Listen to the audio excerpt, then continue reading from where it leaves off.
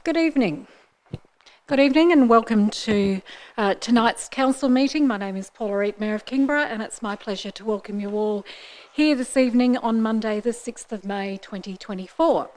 Welcome to those people who are in the public gallery, some very familiar faces, welcome. The time being 5:30 p.m, I now officially declare this meeting open. I wish to advise that council meetings are recorded and made publicly available on our website, and meetings are also live streamed on YouTube, and in accordance with Council's policy, I'll ask the CEO to confirm that the audio recording has started. Thank you. I wish to acknowledge the traditional custodians of the land, pay my respects to elders past and present, and acknowledge today's Tasmanian Aboriginal community. Our attendees this evening are myself, Councillor Reid, Deputy Mayor Councillor Gladeright, Councillor Antoli, Councillor Bain, Councillor Cordover, Councillor Dean, Councillor Fox, Councillor Midgley, Councillor Richardson and Councillor Street. From our staff this evening, we have the Chief Financial... You've been downgraded. Got the Chief Executive Officer, Mr Dave Stewart, Director of People and Finance, Mr Spinks, Director of Governance, Recreation and Property Services, Mr Smee, Director of Engineering Services, Mr Reeve, Director of Environment, Development and Community Services, Ms Shakuti, Manager of Development Services, Ms Tyler Moore, our Team Leader Statutory Planning, Mr Donovan, our Media and Communications Advisor, Ms Adams, and our Executive Assistant, Mrs Morton. We have no apologies this evening. We're on page 1, confirmation of minutes, that the minutes of the open session of Council Meeting number 7, held on the 15th of April 2024, be confirmed as a true record. I'm looking for a mover and a seconder. I've got a mover in Councillor Fox and a seconder in the Deputy Mayor. All those in favour? Aye. Against? Motion is carried. We're now on page 2, workshops held since the last council meeting. We had a workshop on the 22nd of April in relation to the budget and fees and charges, and on the 29th of April in relation to the Margate Master Plan. Declarations of interest. Does any councillor have a declaration of interest? No, thank you. Does any councillor wish to move an item from open into closed session or closed into open session? No, thank you. And that takes us to questions without notice from the public. Does any member of the public wish to ask a question without notice?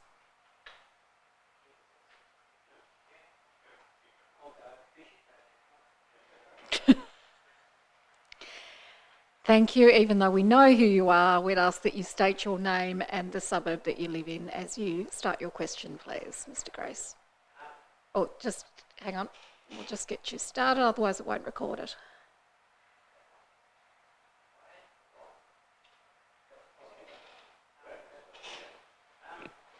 Hang on. Good evening. My name's David Grace. I'm an ex-councillor, for those that don't know.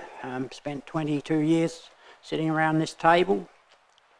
I had much pleasure in it, by the way. Firstly, Mayor, if I may, I'd like to acknowledge our new General Manager, wish him well in your task with us down here. You'll find we're not so bad after all. We're a pretty good community down here, and your family and yourself, I hope you fit in and enjoy your stay with us. I'm sure you won't hear my name only once, you're going to hear it many, many times. But what I'm here for, to ask some questions, not to make us big. But firstly, Mayor, if I may too, I'd like to talk about a policy that I feel council should investigate, and that's victories, the deaths of people. I'm ashamed and saddened that we didn't recognise some of our long-serving staff, over 30 years service to this council, and we have not acknowledged their passing. One I mention is Janice Higgins from Bruny Island, for your record, and the other one, Mayor, is Tony Lynch, our plumbing inspector, was also. And if I've missed somebody in between, I'm very sorry, but this is one of the reasons that brought me up here tonight. And I hope, Mayor, that council may look at a policy. I don't think we've got a policy. I can't remember one. We just used to mention it if we were allowed by the Mayor at the time of Yep. people passing. Thank you. No, we don't have a policy in relation to that. I rely on being provided that information because obviously I've not been here as long as others. So certainly if information is passed on to me about particular members of staff or former councillors that have sadly passed away, then I'm always keen to, of course, acknowledge their contributions. But certainly I'll have a chat to our CEO about ensuring that we are made aware of that information and we can pass on our condolences to their families. Thank you very much for that. I think it's great. Right, my first question's a pretty simple one. Trade in Purple. How much money have this council had back from the old high school development from Trade in Purple in cash? Yeah, I'll ask the Director of People and Finance, Mr. Spinks, to answer that. Right. Thank you, Mayor.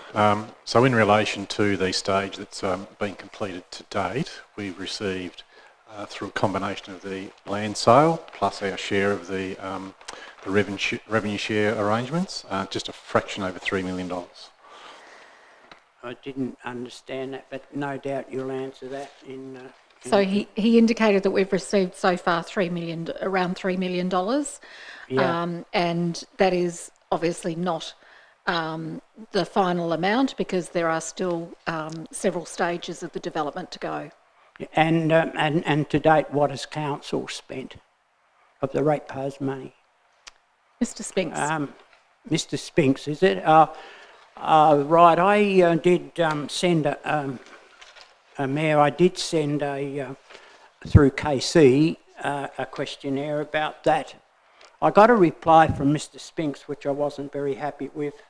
The language in that didn't feel appropriate for a ratepayer, and it was very insulting after serving 22 years as a councillor to get something like, I can't read it, it's the words you use, but it wasn't all that nice. When we ask questions... Sorry, Mr. Grace, do you wish to make a complaint about that? Because I would not like to see a member of our staff have that sort of accusation levelled against him without the opportunity to actually Mayor, what am I supposed to do, though, response. when I get an answer to say, unfortunately, obligations, resources, something, we do not have the time or capacity to undertake an analysis of my questions? Anyway, I don't want to... I'm sorry, Mr. Spinks, but I sort of took it a bit because under the Local Government Act I'm quite entitled. If you're not prepared to give, or if any questions that I'm unable, and I don't want to waste council staff's time, by the way, I'm mindful of that. But I asked them because I have phone calls every week from ratepayers, even though I'm retired. Anyway, I don't want to dwell on that because I've just asked two of those questions again tonight. One was the wetlands and Trade in Purple was the other one. Thank you. The other question I have, is that clear with that, Mayor? I'm sorry if I trod on your foot, but this council, in my time on council, wastes too much time. Instead of answering the questions that people raise to them, they turn around and give you some information. You've got to come back 10 times, and that's where the time's wasted. I think anyway. So. Okay, if we could move on to the next question, that would be great. Thank you.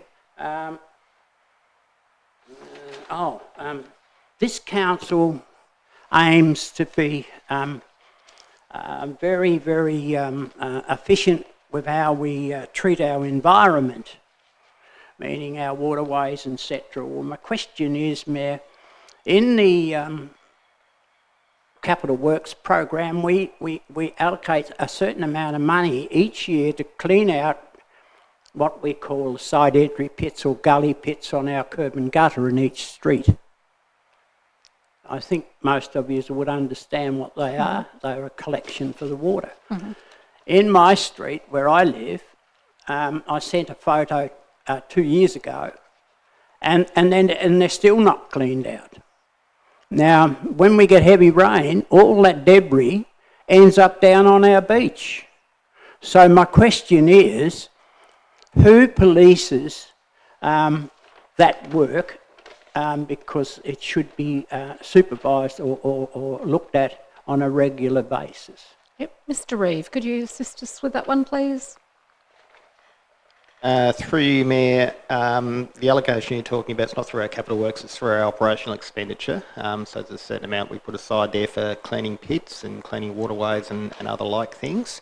We have a set of service levels that actually governs when we do clean those pits. So what would normally happen, which is probably what actually happened in this case, is you've actually put a request in, it's gone to our customer service area, and then that would go up to our depot, who would then assess as to whether or not that meets the service level standard or not. If it does, then they would be cleaning the pit out, and if it doesn't, then they probably wouldn't, and they probably may go back and monitor it afterwards, and that's the process with it. If you feel like you feel like it still needs to be looked at, you certainly can put in another customer service request for it. Thank you, Mr. Reeve. Yeah, okay, I understand that. 2 years ago, though. Anyway, enough said on that. Mayor, the other question I had was,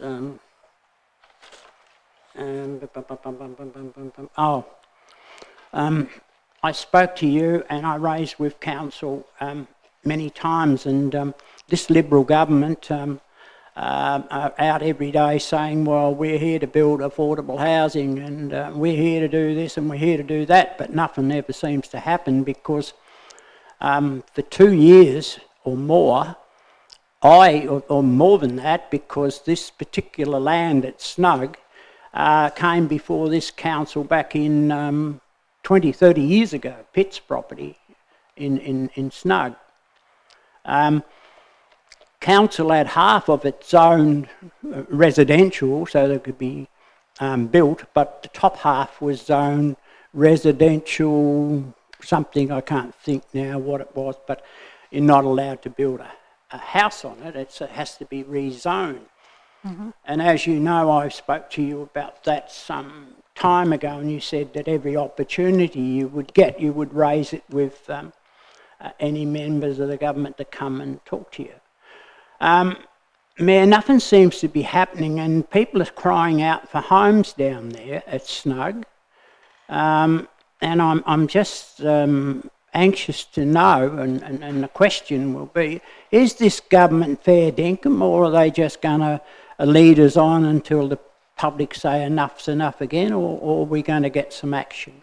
Well, obviously I can't speak on behalf of the state government, but certainly, excuse me, I'm aware of the issue that you've raised previously, and as you would know from your time on council, we still have not translated to the statewide planning scheme at Kingborough. We've been waiting over 4 years now for our assessment to go through for that. And also there have been some issues with trying to get the urban growth boundary extended as well. So there have been some delays, and I would hope now with the appointment of a new planning and new housing minister, both of those portfolios are now held by the same person, Minister Ellis. I would hope that there would be some greater focus on how they can actually speed things up now. Well, I thank you for that, because your planner here, Daniel, is it? Mr. Stander. Mr. Stander. Yes, he's been doing all he can for us, and I appreciate that, and I don't want to be tormenting him every day. Yep. No, I can assure you that we've been in active discussions with the State Planning Office to try and move these things along, but the wheels of government sometimes move slowly. Yeah. And just finishly with this Mr. Spinks stuff, look, can you look at that? Because when we do raise questions, Madam Mayor, Come on, we don't want to have to, you know, that's what makes the old blood pressure tickle. Thank you. I will do that. Thank you so much. Thank you, Mr. Grace. Have a good meeting. Thank you. Any further questions? Good evening. Good evening, Charles Biggins, Leslie Vile. I have some questions regarding Council's environmental regulations. In 2022, Council staff nominated 21,000 hectares of, or 30% of Kingborough for landscape conservation zoning. And they also revised the Council's biodiversity offset policy to include potential habitat and drafted the trees on private land bylaw. The most ambitious LCZ targets in the state, the most expensive biodiversity offset values with the broadest definitions in the state, and the most restrictive environmental permit system with the heaviest penalties in the state. Viewed separately, they have raised many concerns. Viewed collectively, they raise even more. Other landholders, the body corporate membership, expected to believe that these three environmental benchmarks are not related, that they weren't developed by Council's own staff to form an environmental regulatory grid, a grid that will make the day-to-day vegetation management of bushland areas a bureaucratic nightmare. Ms. Talamore. Through you, Mayor, thank you for the question. There's a few elements here, not all within my area. Certainly no, the three are not tied together for some ulterior motive or blocking it. The LCZ matters need to follow the requirements of the state government. The draft has been put together and sent to the Tasmanian Planning Commission in 2019. As has been mentioned in the chamber many times, we have done a revision of that and provided that revision to the TPC, and we still await response from them about appropriate zoning. So they're not directly related to the biodiversity offset or the penalties that are referred to, and penalties are set by the state government in LUPA if they're the penalties you're referring to. So that's the same across the state. And we look forward to getting the response from the TPC and then being able to go to public exhibition about the zoning within the municipality. The UN, the United Nations, through their environmental program and their sustainable development goals, have been negotiating international biodiversity conservation targets since 2011. These were formally ratified by the Australian government at a biodiversity conference in 2022. Notably, one of the targets agreed upon was the restoration and conservation of 30% of the world's freehold land by the year 2030.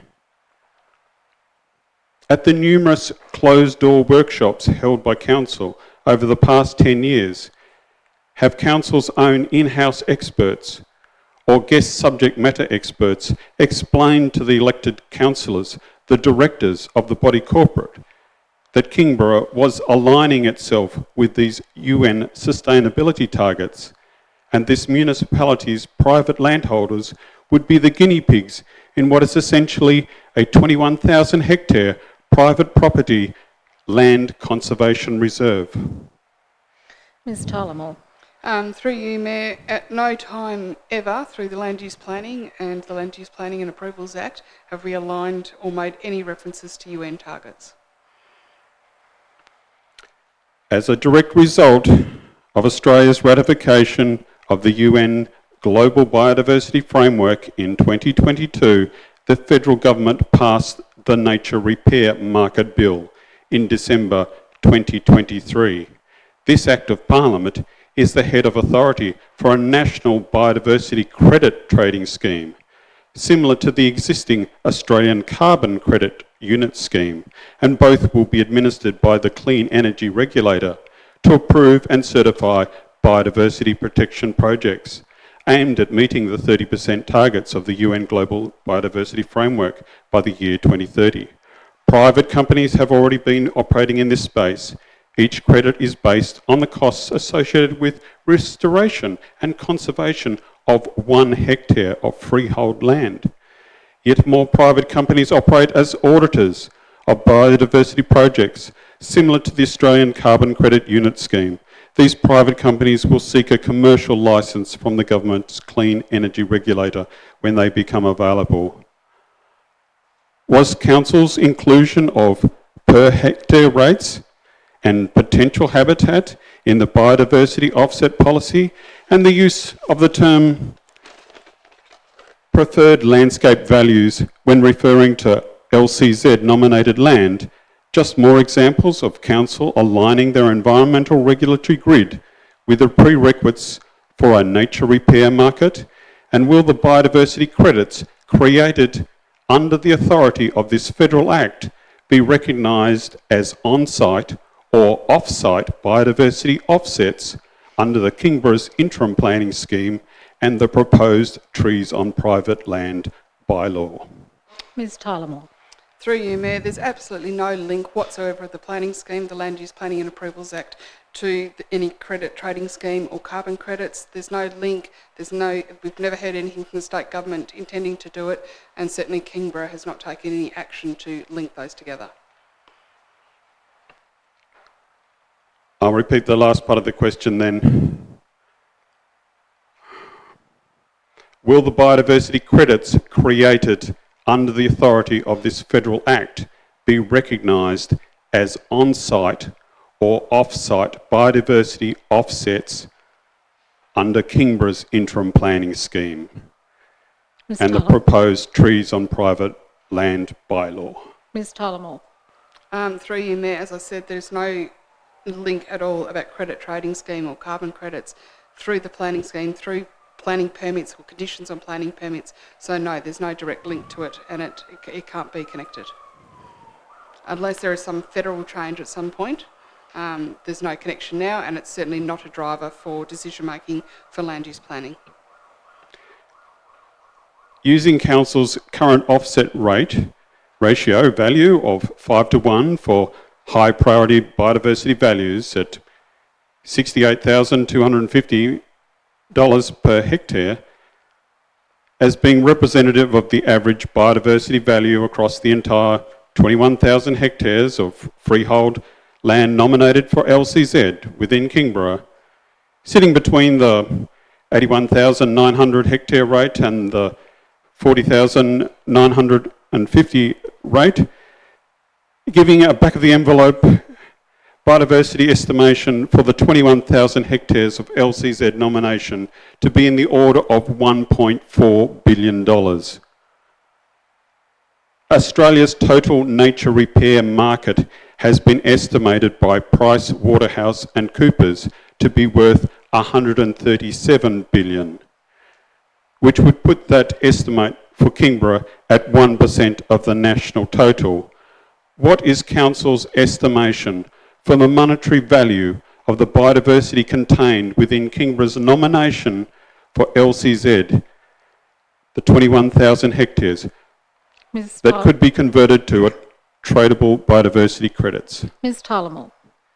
Through you, Mayor, the notion that the LCZ is put there so that people can use carbon credits or credit trading schemes just doesn't make sense. The intent is to look at land use planning and balance the different parts of the scheme or the different values of the scheme and the municipality with vegetated areas. It's not intended that they would all be removed or that they would be locked up. And as I've already answered in two of your other questions, there is no link between them, and certainly there is no aspiration to have this as a business where we're creating billions of dollars from our landholders. There's just not a correlation. Where there is money, there's commercial opportunity for private sector brokers, project developers, market advisors, credit traders, legal and IT services, biodiversity consultants and auditors. Given Kingborough's apparent expertise in assessing biodiversity values, Has council or individual council staff ever been approached by any of these interested parties regarding services council could provide the biodiversity carbon trading industry and information on suitable freehold land in this municipality that could be harvested for biodiversity credits under the nature repair market framework? Ms Tullamore. Through you, Mayor, obviously I only speak from one area, but I'm not aware of any inquiries that we've had related to that. In my submission to the Tasmanian Planning Commission hearing in September last year regarding the inclusion of Kingborough's revised biodiversity offset policy into the interim planning scheme, I drew the Commissioner's attention to the potential conflicts between the federal government and council regarding who would hold the rights to harvest retrospective biodiversity credits from land already placed into a conservation covenant as a result of a council Part 5 agreement. This was outside the scope of the TPC to adjudicate on at the hearing, but they did include this and other unanswered questions regarding council's scope of powers and head of authority in their final report to council February this year. Has council had sufficient time now to digest the full implications of the unanswered questions regarding potential conflicts between the federal government and local council, and whether such a conflict would prejudice private land already in Part 5 Conservation Covenant from being eligible as a nature repair market participant? Ms Tullamore. Through you, Mayor, without reading the detail of from the TPC again, it's not springing to mind that particular section, but obviously they said that there wasn't relevant to their consideration, and for the reasons that I've already stated, I don't think it's a relevant consideration for council to turn their mind to it either at this point in time when there's no direction and no legally binding connection between the two. They both rely upon conservation covenants being placed across land. So let's just assume you can't put two conservation covenants across the same piece of land. So that's where the area of conflict arises. Are people that are signing on to a Part 5 agreement being made aware that they may be signing away the ability to harvest biodiversity credits in the future? Ms Tullamore. Through you, Mayor, I better understand your question now. Essentially, you're asking, can they double dip? I don't have the answer to that when we'd most likely need to get legal advice about that. We would unlikely go down getting legal advice and spending money on that until we actually need to, until it presents itself, because I suspect there's probably quite a legal answer around that. If a Part 5 agreement is registered on a title, the land is bound by that, and they need to meet those obligations. Whether that can count as an offset under carbon credits is beyond my knowledge, and not something we've ever had to deal with. And our primary interest would be that conservation covenant under a Part 5 agreement, should it be applied, is upheld, adhered to, kept in place. Whether there's other sort of theoretical offsets, if you like, because that's what it is, it's not locking it up separately, is unknown. And we would need to cross that bridge when we came to it, but I don't see it as something worth investing in at this time until we have to deal with it. The nature repair market could bring significant economic and environmental gains to this municipality and may help to sway public opinion towards some of the measures introduced by the council. However, council needs to be very clear about the role that they intend to play in the biodiversity and carbon trading industry. The need for significant fuel breaks through and around the landscape conservation zones that will likely be harvested for biodiversity credits would put additional burden on council to ensure the health and safety of the broader community. What additional resources did council allocate to the 21,000 hectares of LCZ land that this council nominated in 2022, that this council increased the biodiversity offset charges on in 2023, and this council intends to lock up in an environmental regulatory grid with the trees on private land bylaw in 2024? Ms Tyler-Moore. Through you, Mayor, whilst speaking about allocations of funds through the budget is not really my area, and I'm happy to be corrected, is that there hasn't been extra money provided, the LCZ hasn't come in, and renaming a zone doesn't cause a bushfire. So the fact that the trees are there, that the environment is there, the topography is there is unchanged, and the controls that go around that will differ from what they are in certain areas, but by calling it the Landscape Conservation Zone does not automatically make it catch on fire.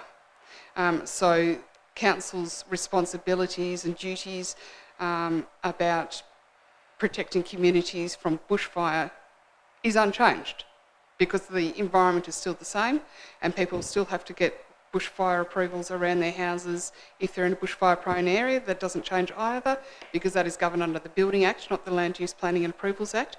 It is only dealt with in certain sections under the Land Use Planning and Approvals Act. And the rules for BALs, bushfire attack levels, won't change because of those zonings. So it's not really different. Council will still need to consider what bushfire management they do in and around their communities or their public areas. And the same will go for the state government. Through these 3 environmental regulatory benchmarks, Council is enshrining the existing bushfire risk and making it ever more difficult to mitigate that bushfire risk. And Council has a responsibility to establish and maintain suitable fire breaks through the municipality on private and public land. Council has that authority. Council has the responsibility to clear roadways. I've already raised questions about this before. Shall I ask what is happening on the roadside clearance? The roadside vegetation clearance, what is happening in that space? I raised questions about it in November 2022. I raised questions about it again in the middle of last year, and the answer from the General Manager was that we're still looking into it. We're still looking into it. So what's happening about it now? Well, we've got a new CEO who's probably not across this right now. I do recall the questions that you did ask. It was in relation to the study that had been undertaken. We will have to take that question on notice to provide an update. For the CEO's benefit, Council... That's okay. Council... I'll pass that information on to him. Unless there's another question, I can pass that on to him. No, that's all. Oh, thank you very much. Thank you. Any further questions? Can I pass this on to the Secretary? Sure. So you and the General Manager... Thank you. Thank you. If there are no further questions, we will move on to questions on notice from the public. We had a number of questions. The first in relation to the recycled water treatment plant from Ms Winter, with a response from Mr Smee and Ms McNeil. The next one in relation to the same issue from Ms Kingston, with a response from Ms McNeil. Wildlife on council roads from Ms Winter, with a response from Ms Quinn. Graffiti, a question from Mr Monker and an officer's response from Mr Reeve. A question on the budget from Ms Winter, with a response from Mr Reeve and Mr Spinks. Over on page 7, biodiversity offset policy, questions from Ms Landon, with a response from Mr Stander.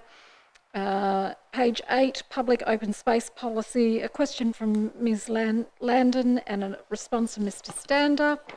And if anyone does wish to submit a question on notice, then they can do so by completing the relevant form on Council's website or by emailing kc@kingborough.tas.gov.au.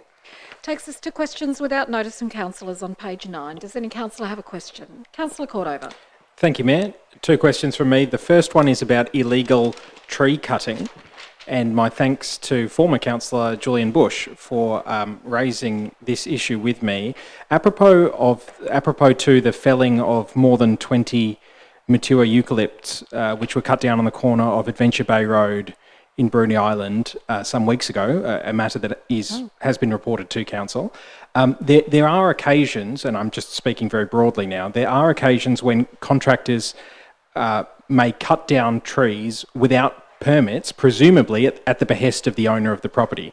And when that happens, council takes enforcement action against the owner of the property and not against the contractor. So, as former councillor Bush quite rightly reminded me, that the following was an issue that he raised on his time during council, about which my question relates, which is when a tree is illegally felled in Kingborough, why isn't the contractor who cuts down the tree charged or fined as well as the property owner?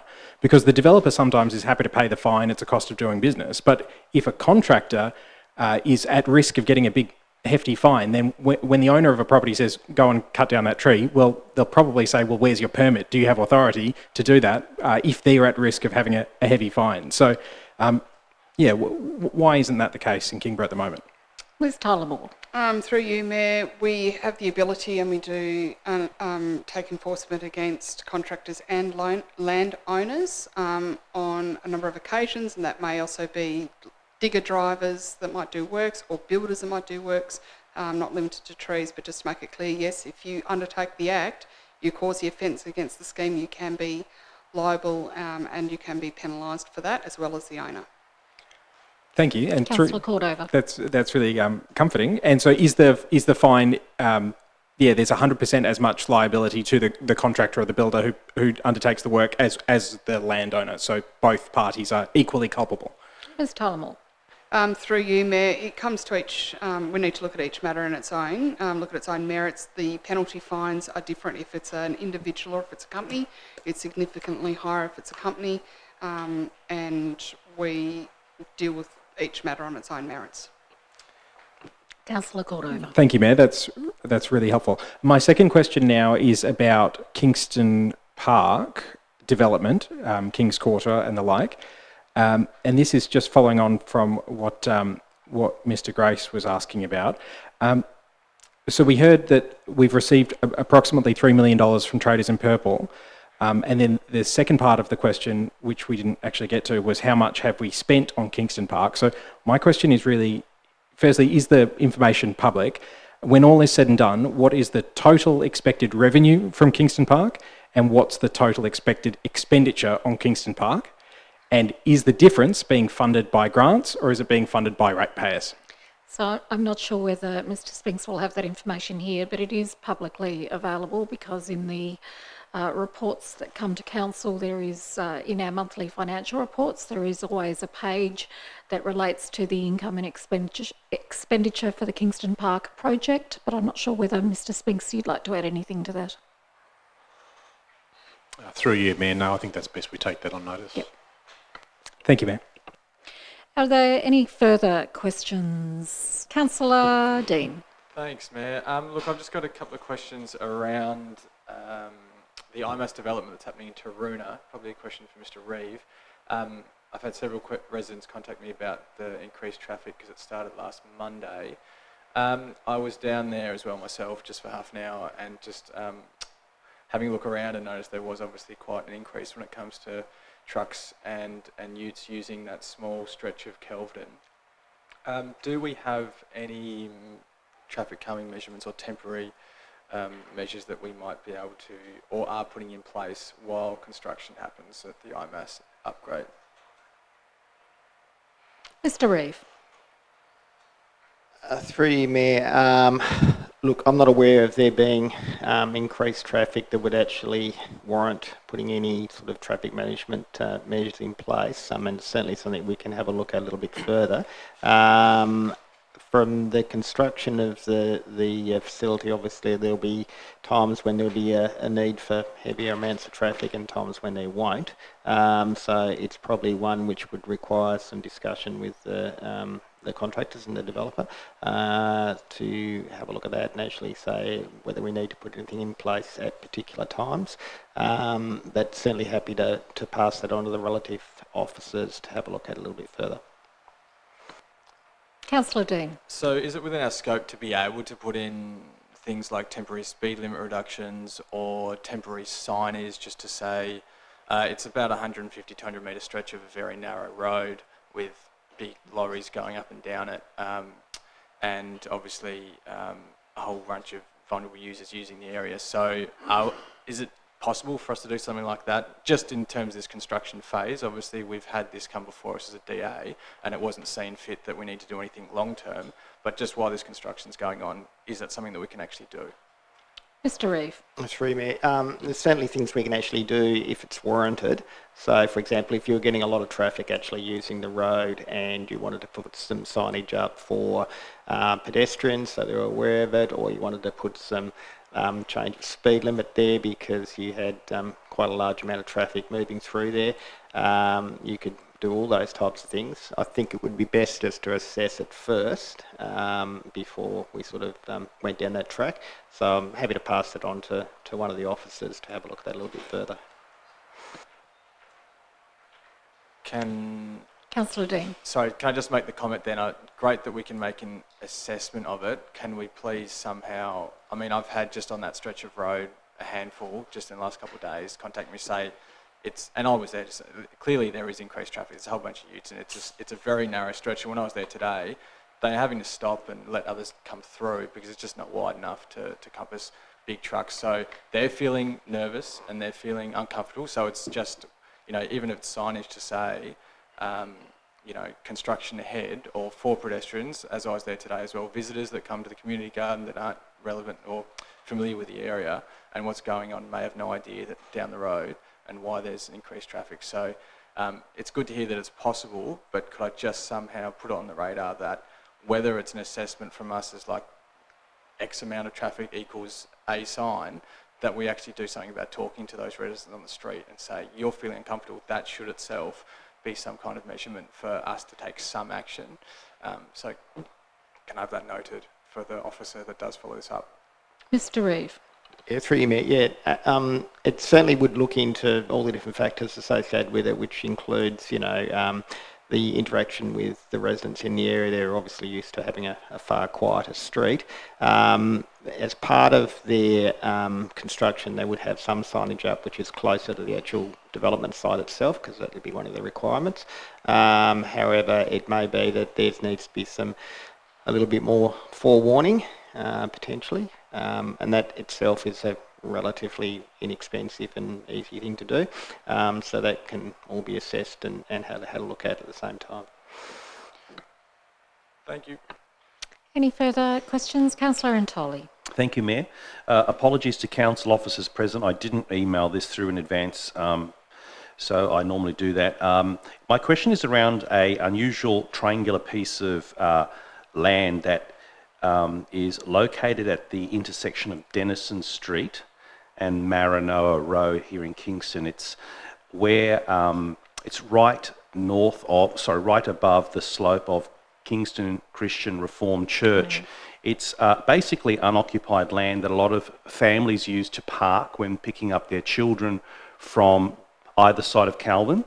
And a number of people have been asked by council staff on site when they turn up at 3:15 to move on, to say that this is now council property, and that in 2 weeks' time or thereabouts, fines will begin to be issued towards anyone who parks there.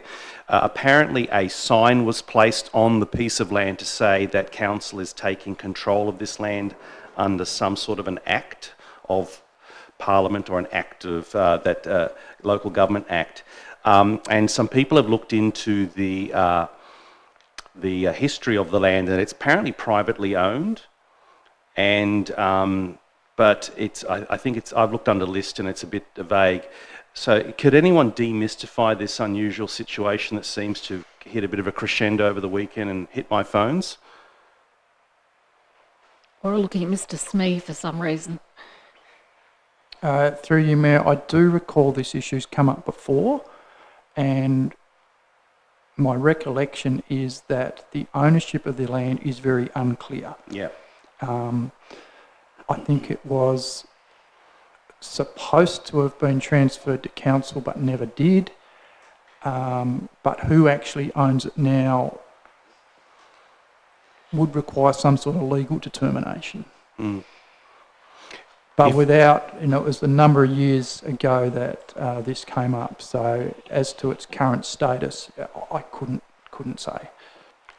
So it sounds like we might need to take that on notice, Councillor entirely, and Yeah. find out Yeah. what compliance action is being taken, Yeah. what the signage is, what the current situation is, because there's limited opportunities to Yes. pick up and drop down in that area at school time. Yeah.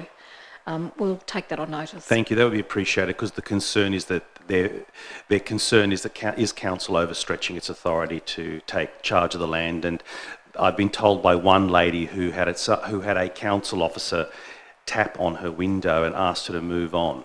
So this council officer allegedly walked up to the site around school pickup time to enforce and inform that it's council land. In a couple of weeks' time we will issue fines for whoever parks here. And it's caused a bit of concern and alarm at the, I suppose, perceived heavy-handed approach. So if I could, would appreciate a response back. That'd be great. Thank you. Councillor Midgley. Thank you, Mayor. Just a question regarding Miss Valeska Winter's question regarding DA 2023174. I was going to ask and get the research on this, but last year, in about December last year, I was asked by a resident if their access to this walkway would be changed because of the development, and I'm quite correct that I did ask that at a council meeting, and the response to would that be changed, would they be limited in their access, was no. But I'm just a bit confused by some of the questions that have been asked and the council's response in regards to that. So is the access to walking their dogs limited? What is going on? And when it says in the response 5, what consultation will occur with the community, the response is it is intended to engage with stakeholders over the next month. So I can just get a bit of a summary of that and what the future looks like, please. Yeah, Mr. Smee. Through you, Mayor. So things have changed since the response was given on the agenda. So there has been a meeting on site with Taswater and the developers and residents, and there has been a mutually agreeable outcome reached. So in essence, Taswater now own the land, and the right of public access across that land is by means of an easement that allows for public thoroughfare across the land. So Taswater are within their rights to confine public access to that easement. That hasn't occurred to date, but the actual easement that's been registered on title is in the wrong location, and Taswater have acknowledged that and have indicated a willingness to change that easement and put it into a location that everyone is in agreement with. At the on-site meeting that we had last week, there was agreement around a rough alignment for the track that will be pegged out, and once everyone's had a look at that and are happy, Taswater will then get that formally surveyed. The existing easement on title will be lifted with council's consent, and a new easement will be created. So yeah, at the time of preparation of the agenda, they were the responses, but things have moved a little bit since then. No further questions. If not, we will continue. So that takes us to questions on notice from councillors. At the time the agenda was compiled, there were no questions on notice. So open session of council now adjourns at 6:18 p.m. and planning authority commences at 6:18 p.m. Takes us to page 10. It's DA 2425, addition and alteration to existing building, new signage, parking upgrade, landscaping and associated works, with a recommendation on page 22. I'm looking for a mover and a seconder, please. I've got a mover in the Deputy Mayor and a seconder in Councillor Midgley. Deputy Mayor. Thank you. So this application is for the demolition of 2 outbuildings, the construction of a new upper-level unroofed deck, construction of access stairs and lift within the new deck area with covered walkway, provision of 4 new car parking spaces at the rear, a new wall sign and the removal of a stand of small trees. There were 3 opposing representations relating to lighting, fencing and car parking, and I was really impressed actually with the response of the applicant to those representations, and also by the planners with the permit conditions. So in terms of the fence, the applicant was informed of the submissions and has advised that they are prepared to increase the height of the timber screen on the south side of the deck from 1.8 to 2.1. In relation to the noise, the applicant was advised of the issue, and they have advised that the proposed use of the deck would be limited to facilitating access compliance to the existing building and not as a social or gathering space. And then in regards to the lighting, a condition has been included in the permit on any new lighting to ensure it does not create a nuisance. There are 9 conditions and 3 advice clauses, and I'm happy to lend my support to this one. Thank you. Councillor Antoli. Thank you, Mayor. My question is regarding the ownership of the land. So we note that it's currently owned by Nod on Patterson, and that up until very recently it's was owned by the Baptist Union. Is that correct? Ms Tullamore. That is correct. So do we know, can you advise if this development is designed to be residential or commercial in nature, or this upgrade or this change of use? Mr Donovan. Through you, Mayor, thank you. At this stage, there's no proposal to change the use. Yep. The application has been lodged just for the alterations. We did ask the question, obviously, when it came in as to what the intentions were. Yep. We have received several inquiries about the property. That's probably no surprise, but at this stage, we don't know. So at this stage, it's been treated just as a change to the building form. Right. So as we understand it, there's no connection to the Baptist Church at all through this entity? Mr Donovan. Through you, Mayor. No, we're not aware of any connection. Okay. As far as we know, it changed hands back in last year. Yeah, thank you. Any further discussion? Councillor Dean. Just to add to that, it did go for sale last year, so it's fair to say that there was a change of hands. But just a follow-up question to Councillor Antoli, is it unusual when you inquire and not get a response as to the intended purpose? I know that it's stated that it's continued under entertainment and community church hall or something, but is that unusual? Mr Donovan. Through you, Mayor.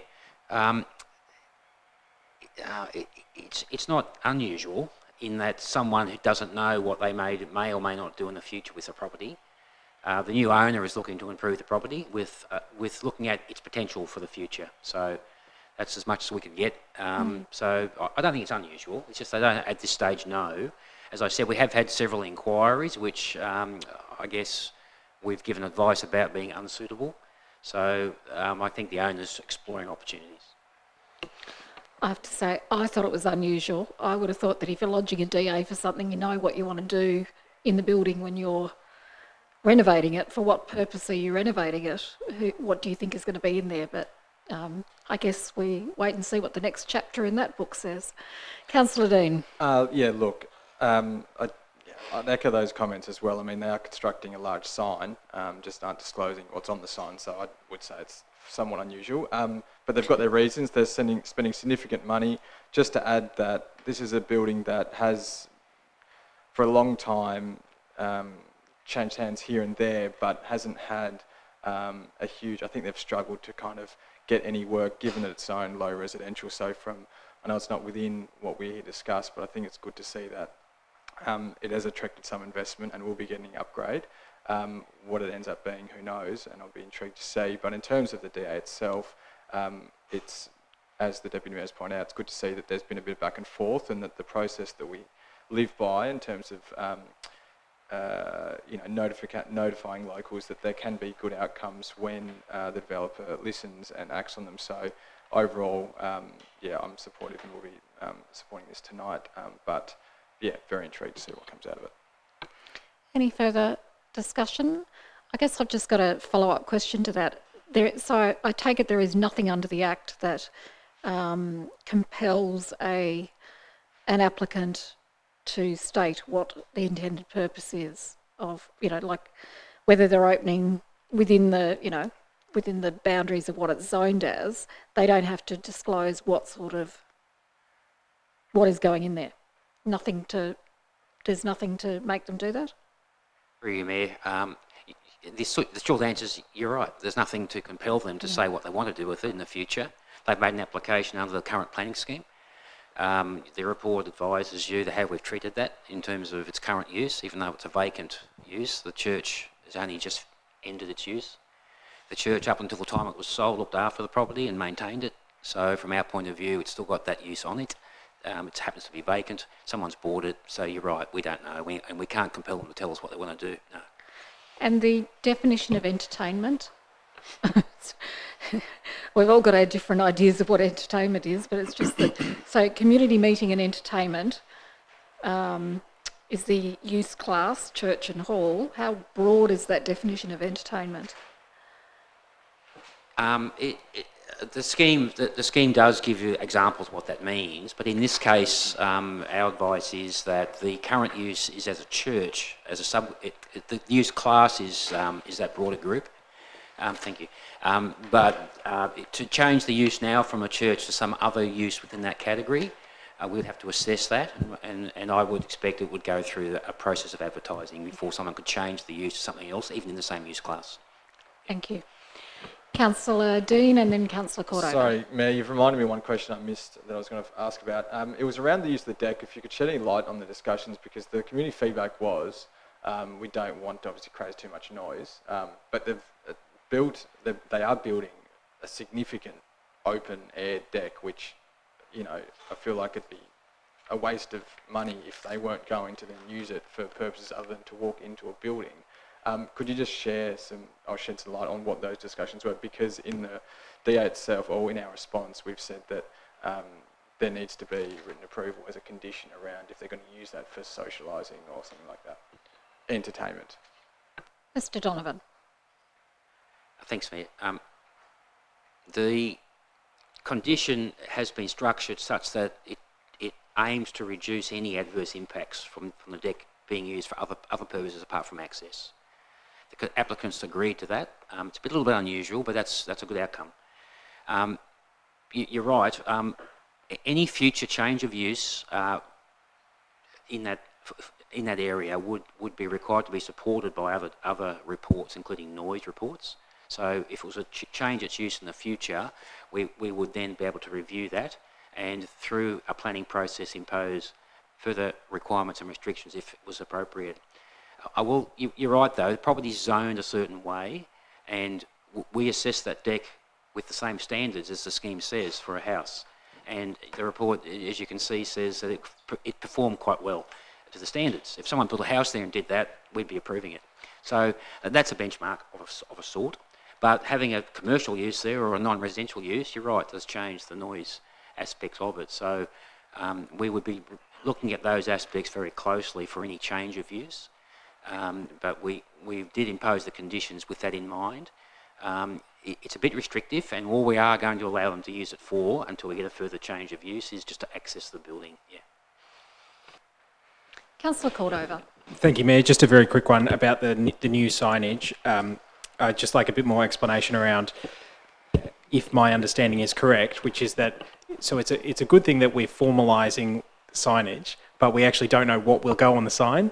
And obviously that made me a bit trepidatious when I was first reading it, so we're going to potentially sign off on, but really what we're signing off on is the framework of where the sign will go. Is that correct? Or we're actually signing off on a particular sign, we just don't know what it will say yet? So there are some clauses in the permit here. Clause 8 says that the sign can't contain any flashing or moving light. It can't be illuminated by external or internal light. So it is just a static, regular sign that's not lit up in any way. Thank you. And so just a follow-up question. Thank you, Mayor. That is helpful. But is it true that we don't know what's printed on the sign? No, because we don't know what the business developer's is going to be. And so again, it just makes me very cautious about actually signing off on something, because why it almost feels deliberate that we don't know what it is. Is it just the fact that and I'm interested in here's the question: is what options do we have if we don't like what it is that is going to end up going there, and we don't think that it's an appropriate sign? What do you think's going there? I don't know. Nobody does. Tell me about what are the rules around signs. Thank you. Mr. Donovan. Yeah, there's quite a few rules around signs, you're right. Through you, Mayor, sorry. We don't regulate what goes on signs anyway. So when we approve a sign, it's really just the impacts of that to a physical environment, but not the content of the sign. And they can change signs, its content any time. So we don't regulate that. In this case, it's probably a good idea that we've had a look at it early and we've assessed it for its impacts and the impacts on the neighbours in the street, and we've imposed conditions accordingly. Yeah. Thank you. Thank you. Councillor Bain. Thank you, Mayor. Just, I guess, one question just for clarity. Around the condition on the deck, is this then saying that if 2 or 3 people stopped on the deck, had a conversation, had a drink in their hand, that's essentially going against what this condition's saying? Mr Donovan. Through you, Mayor. Yes, it is. You're quite right. It's only to be used for access and not for any social gathering. So that they've, in effect, agreed to that condition. So you're right, yes, it won't be able to be used in that form. But, and through you, Mayor, they've agreed to that? Well, they haven't appealed it, so, sorry, they haven't told us they don't agree with it and would appeal, so they seem to accept that view at the time. Thank you. Any further discussion? Deputy Mayor, did you want to sum up? No, I'm going to put the recommendation then as printed on the screen. Moved by Councillor Gladright and seconded by Councillor Midgley. All those in favour? Aye. Against? Motion is carried unanimously. The Planning Authority of Council now adjourns at 6:31 p.m. and open session of Council recommences at 6:31 p.m. Takes us to page 44, petitions still being actioned. There were no petitions still being actioned, and petitions received in the last period. At the time the agenda was compiled, there were no petitions that had been received. Still on page 44, office reports to council.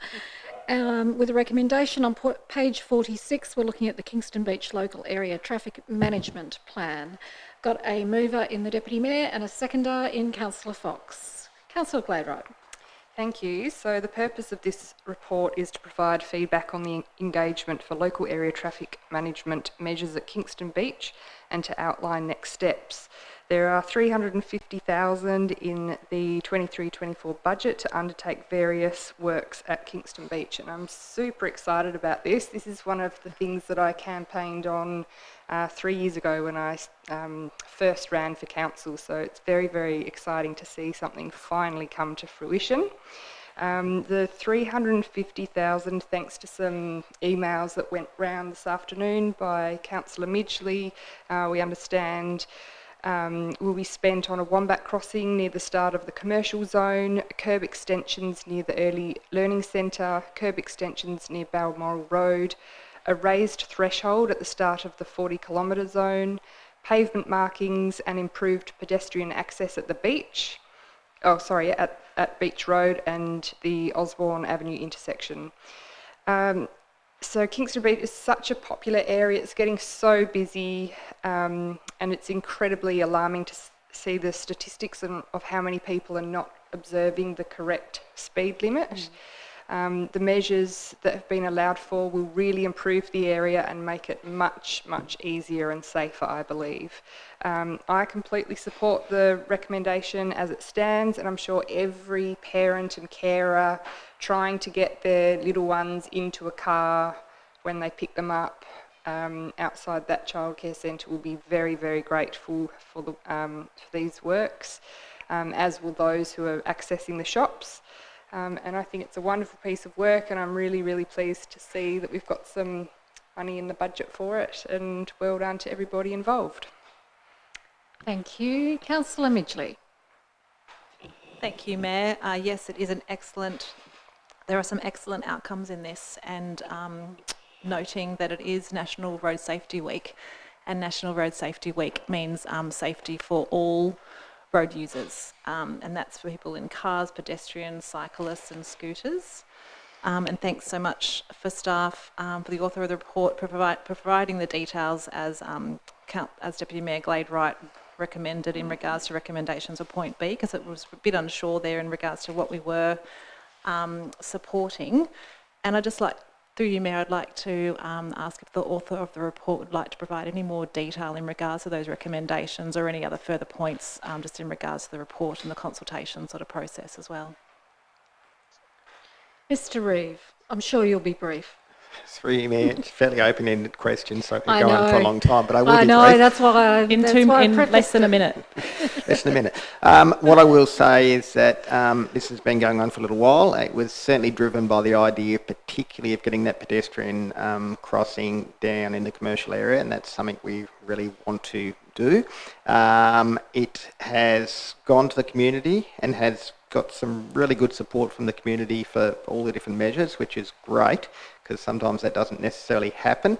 The only one that was fairly split was for the cycling infrastructure, which we've sort of parked for the time being.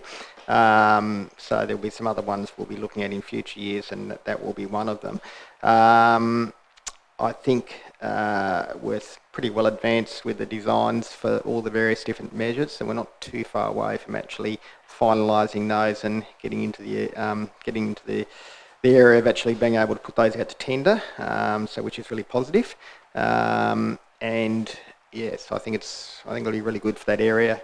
And certainly we will then be in a better position to have a 40k zone, particularly along that beach road area, which hopefully traffic will be doing either 40k or less than 40k rather than 50k, which is what's happening at the moment. Thank you, Mr Reeve. Councillor Midgley. Thank you, Mayor. And just a question in regards to, so after the feedback from the community consultation and various committees that this report was taken to, what sort of changes, I guess, were made? Mr Reeve. Through you, Mayor, I mean, most of it's to do with the individual property owners where we're intending to actually put these measures. Obviously, it tends to affect them a little bit more than anything. And it's also tied up with a little bit with what measures you can or cannot put in or cannot easily put in there. So some of these ones there, you know, you've got to take into account public transport, you've got to take into account drainage and whether that's actually possible as well at the same time, and also where you're going to be able to locate these. So there's some limitations in terms of where you can put things. For example, the one which we've got, which is the main one I talked about before, which is the Wombat crossing in the commercial area, it really has to be located between two crossing points that come into the car park. So you're quite limited in terms of the size and the shape and so forth. So it's been driven a lot more by that as compared to not. As most of our roads there, we get into the problem of having limitations with the narrowness of the road. It's just how things have developed over time. So we're quite limited in some of the things we can actually put in place.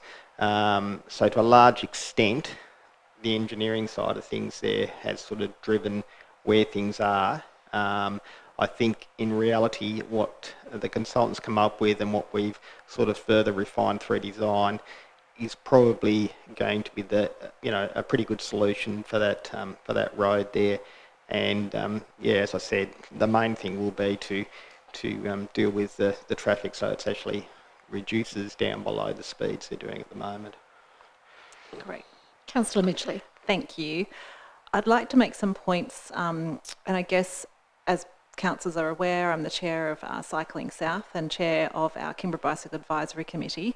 And although not 100% expert in that field, probably don't ride as much as I used to, I do reach out to people who look at safe cycling options every day and work with councils and government to try and find safe solutions. So I'm just going to make a few points in regards to some information I've received about that, and that was discussed in our Kingborough Bicycle Advisory Committee.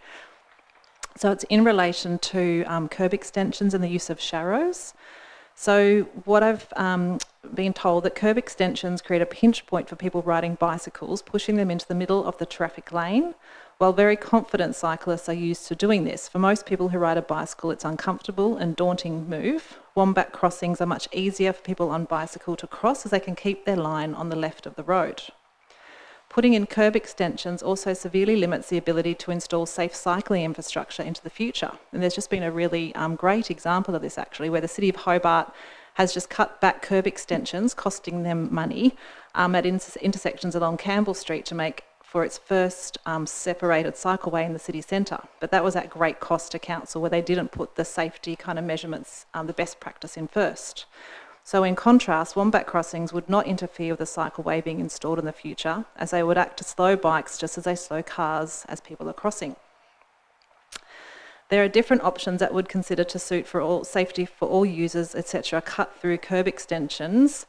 So I guess I'm looking at proposal like for different not the curb extensions, but these cut-through curb extensions. I couldn't get an example of where they were used in Hobart, but they are, I guess, being shared amongst cycling experts and people who are advocating to council having a cut-through so cyclists don't have to go out and there's a bump, there's just like a cut-through before kind of the curb extension. And just in regards to the sharrows, so for those who don't know, the sharrows are the road marking on the roads for bikes. So they're normally a bicycle symbol. They're not a dedicated lane.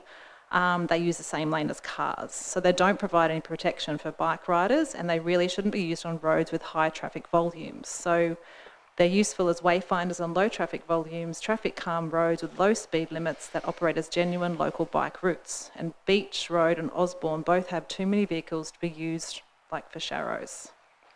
So I'd like to understand the use of sharrows more, again on the Campbell Street cycleway and the shared space next to the hospital. That gives like a genuine space as speeds are very low and traffic volumes are low. And so I guess people who ride bikes all the time wouldn't need a sharrow, and people who maybe, don't ride bikes as often, not as often or aren't as confident cyclists, and they're the people that we want to help make that change. We want to make it safe so all people can ride. Like sharrows don't really make that difference because they're not actually any safer. So I guess with this research in mind, what are staff's thoughts on the use of sharrows being used in this precinct? Mr. Reeve. Through you, Mayor. It certainly was something that was recommended by the consultant, and we did have a look at it from an officer's perspective. We're probably not in favour of sharrows either, probably for very similar reasons what you've actually mentioned there. There's quite a large volume of traffic that's actually using that particular road, so it's not a small off the street thing. We do have examples elsewhere where we've used this in our roadways, but they're very low volume type streets. So it's probably not going to gain what you'd want to gain out of it. So it wasn't something we were looking at pursuing, certainly in the short term anyway. Councillor Midgley. Thank you, Mayor. And I guess in regards to curb extensions, in regards to the safety for people who ride bikes, what are other options that we can consider?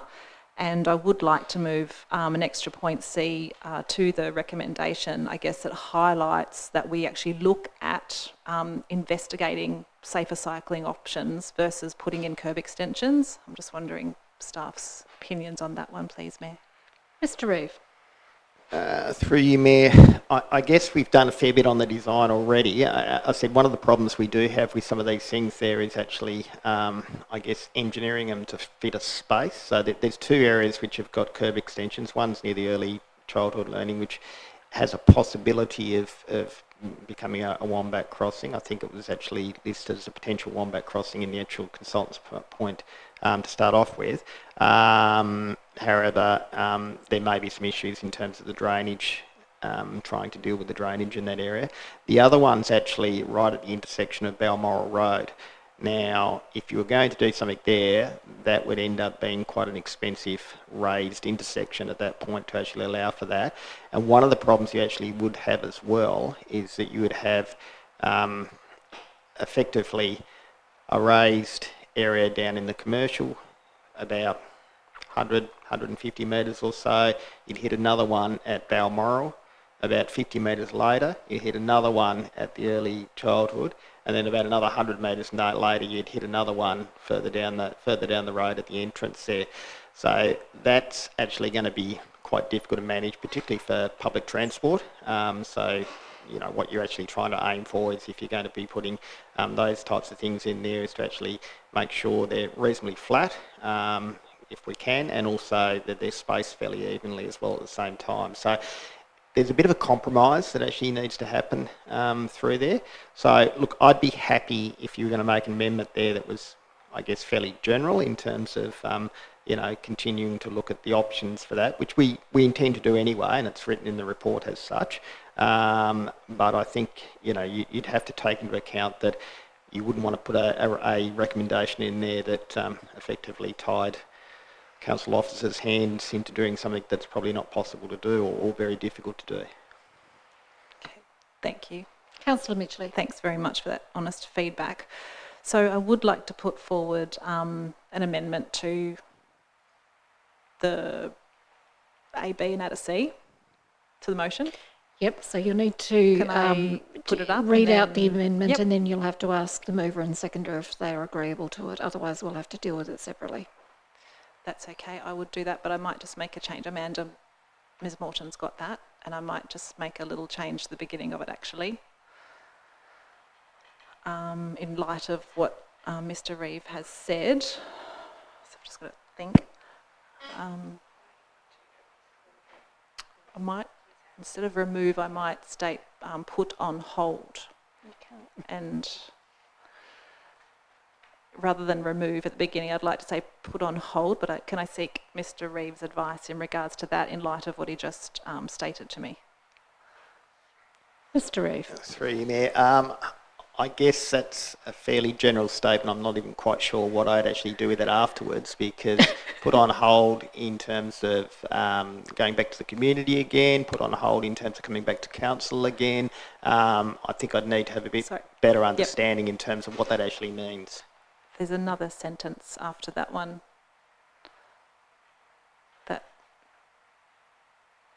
There's a point D. We'll put it in a point D. Yes, you could please put it in point D and I'll see what it looks like, if that's okay.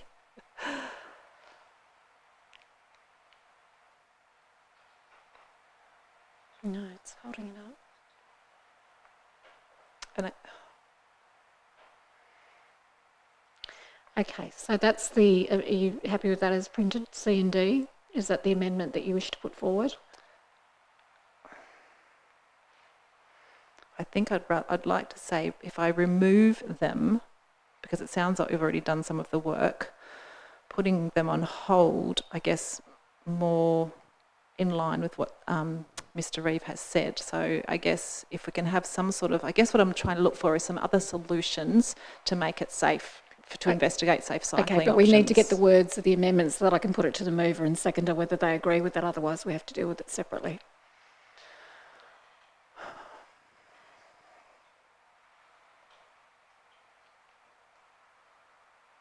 Pardon?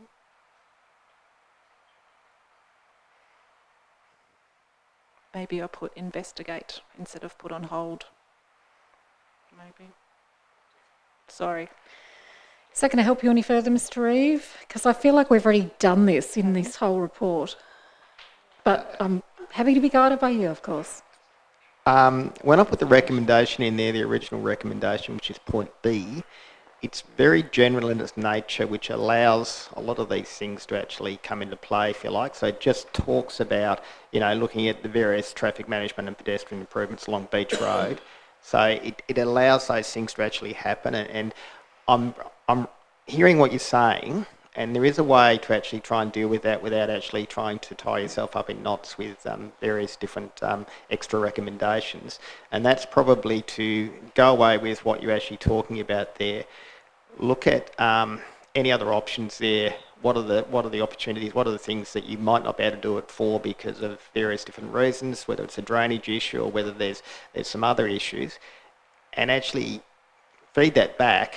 And it doesn't even have to be fed back through another council report. It can actually be fed back directly to councillors, and then get any comments from that. Because what I am conscious of is this has sort of been going on for quite a while, and this project, I don't really want to continue to delay it. I mean, there's certainly aspects of what we can put in place, which I think we are quite happy with, but maybe that's a way of trying to deal with it rather than not. So if I make that commitment, is to actually say these are the other potential options, but here's the good and bad of those potential options, and fire that off to councillors. That still fits within the original recommendation you've actually got, if that makes sense. Yes, it does. I guess I'm just trying to look at how to mitigate any, what happened in Campbell Street in Hobart, I guess, and looking at the most safest options possible for people who ride bikes. But if that's an outcome that can be achieved in Part B, then I guess I'm happy to put that forward, but I would like to just test the ground and just see anyway, if people would like to see it included. Okay, so can I just be clear? So you're proposing the amendments, so adding C and D, Is it acceptable to the mover? No, okay. Mover and seconder have said no, they don't accept the amendment. So you're taking out, so C and D goes. So we're back to the substantive motion. Do I have any further contributions? Councillor Bain. Thank you, Mayor. Firstly, I just want to concur with what the Deputy Mayor has said, that this has been on the cards for a long time. There's a lot of excited people to see this, and I think it shows in the consultation we've had.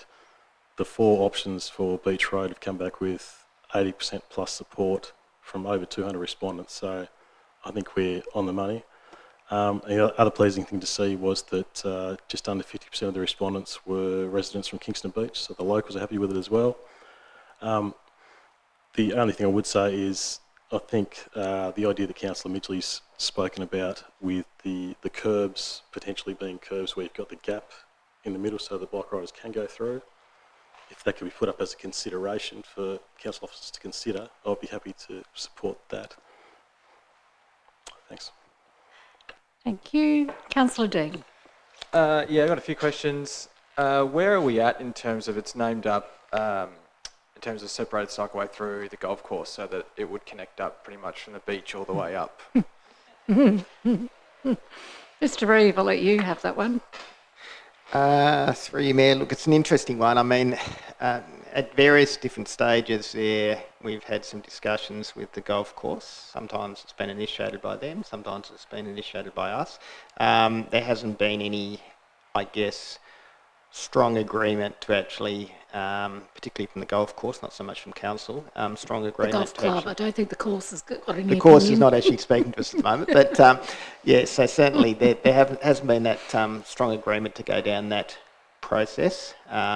I think it still sits as an aspirational viewpoint from council. It certainly was identified through the work we did on our bike strategy to look at that at some stage there, or to say not look at that, to actually move to that point at some stage. So it's still sitting there back of mind. I think it's fair to say, though, that it's not something we're actively pursuing, because last time we went down this path, no pun intended, they threatened council with legal action. Okay. Well, that's good information, because that's all happened probably before my time. So that sounds like it's unlikely. How likely then is, just to pick up on Councillor Midgley's comments around the potential for, you know, tearing it up and putting in what would be a separated cycleway along Beach Road? Mr. Reeve. Mayor, I'd say it's probably fairly unlikely. The reason being it's quite narrow and quite a difficult area. What we're actually trying to achieve here is if we can actually reduce the speed of the traffic through there, then it becomes a much more comfortable environment for cyclists to actually cohabit with. In other words, what actually happens is they sort of take control of the space, and it's quite comfortable for the vehicles as well, because they're used to actually going relatively slow down there. 50k is too fast for that. 40k, yeah, maybe. But certainly if we put some of these measures in place there, I'd expect that we will get quite a reduction in the speed limit, and I think that will actually help in terms of that. So, look, in answer to your question, just because of the nature of the road and the narrowness of the road and the closeness of the properties to the edge of the road there, it's limited in terms of what you can do. Certainly we'll pick up on the points raised there about whether there's any options for pass-through for some of the curb extensions and so forth, and I'll provide that back to councillors there, you know, informally by email there, so they're aware of that. But yeah, limited. Now, again, good feedback. I think just to, on the point that you've raised about the cut-throughs, like if you look at what we're trying to achieve and you're putting these build-outs to narrow the road and slow down the speed, you're going to be competing with parked cars that park parallel on Beach Road regardless. So cyclists are already being pinched when there happen to be cars parked on Beach Road. So this only is not changing, I suppose, or worsening the environment. Net gain will be that hopefully the speed reduction, so that, as you've pointed out, Officer Reeve, that it will hopefully reduce the speed and make it more amenable all round. So I'm supportive of what's being proposed, but in light of the responses that I've heard, it sounds like, as it's pointed out in 9.2 and the conclusion about the conflict of trying to find a compromise that would suit cyclists, given that they are a user group, I find it a bit interesting that we aren't going to go with anything. So Sharrows, understandably, shouldn't be used if we're going to think of a long-term prospect of a separated cycleway, understood. But if we're not going to go with a separated cycleway, which I understand, then I feel like while they might not have the intended or huge benefit, in the situation where we are going to ultimately reduce it down to 40 kilometres, I just want to know how much, I suppose, it would even be just to put the Sharrows down for that stretch of road, to give me some idea. Mr. Reeve.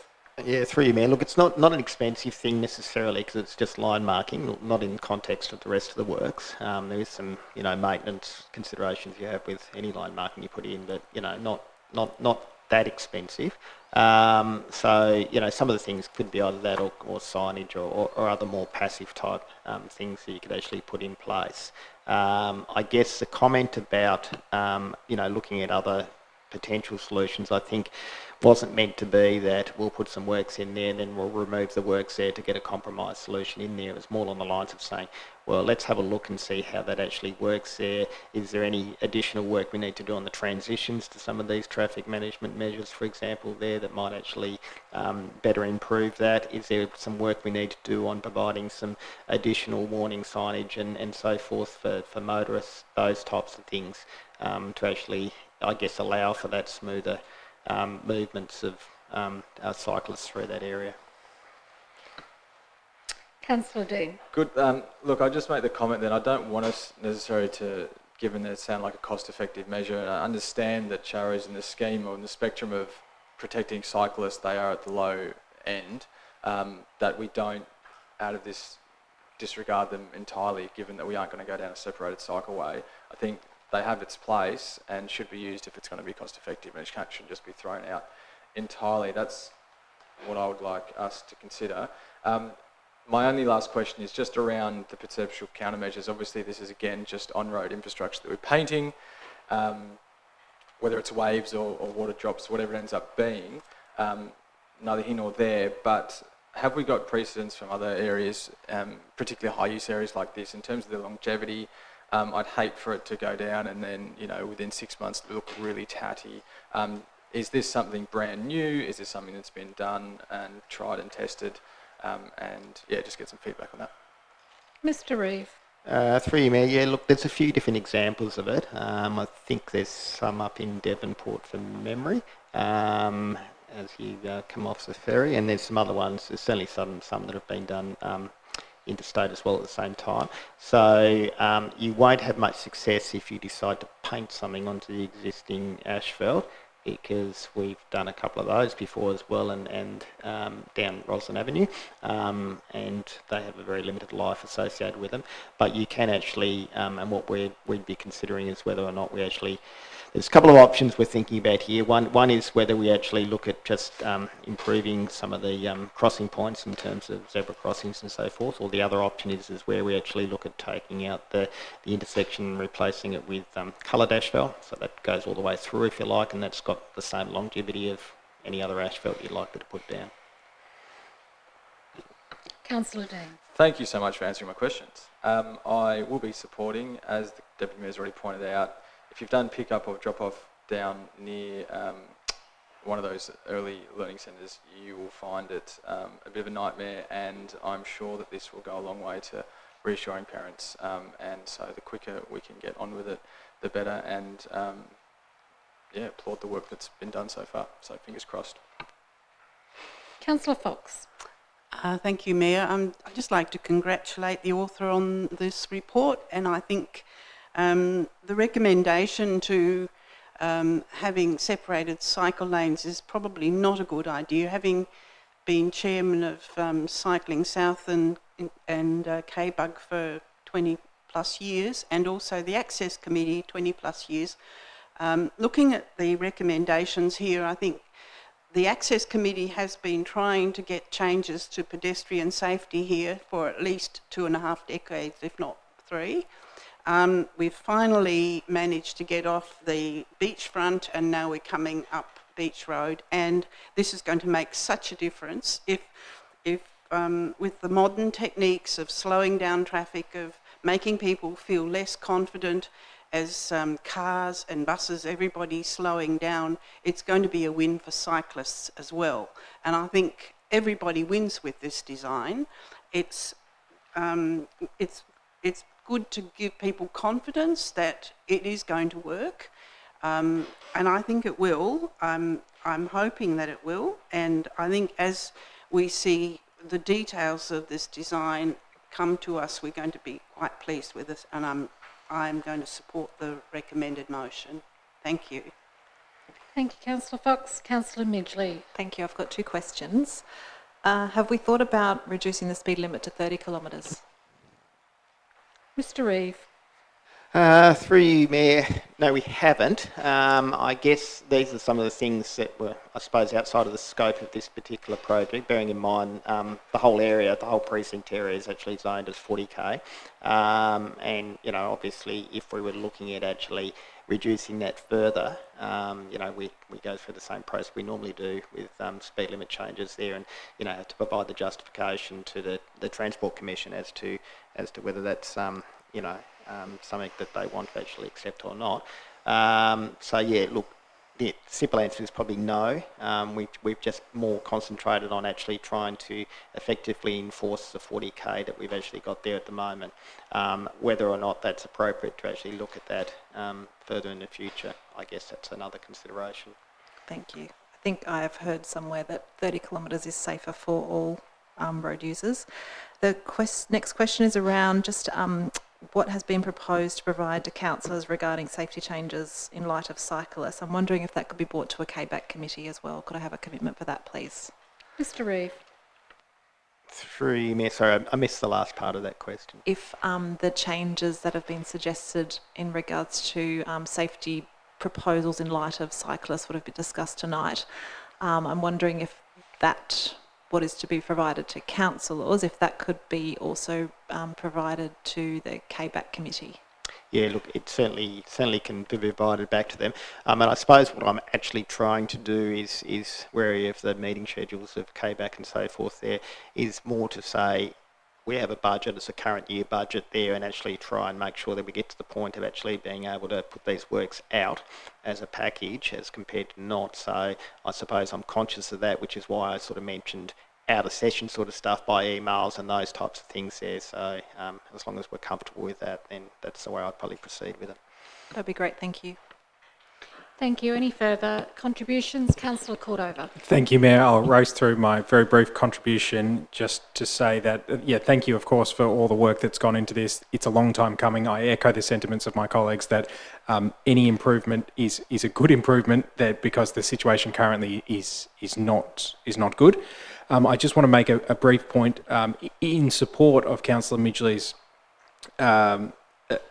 explanation around cycling infrastructure.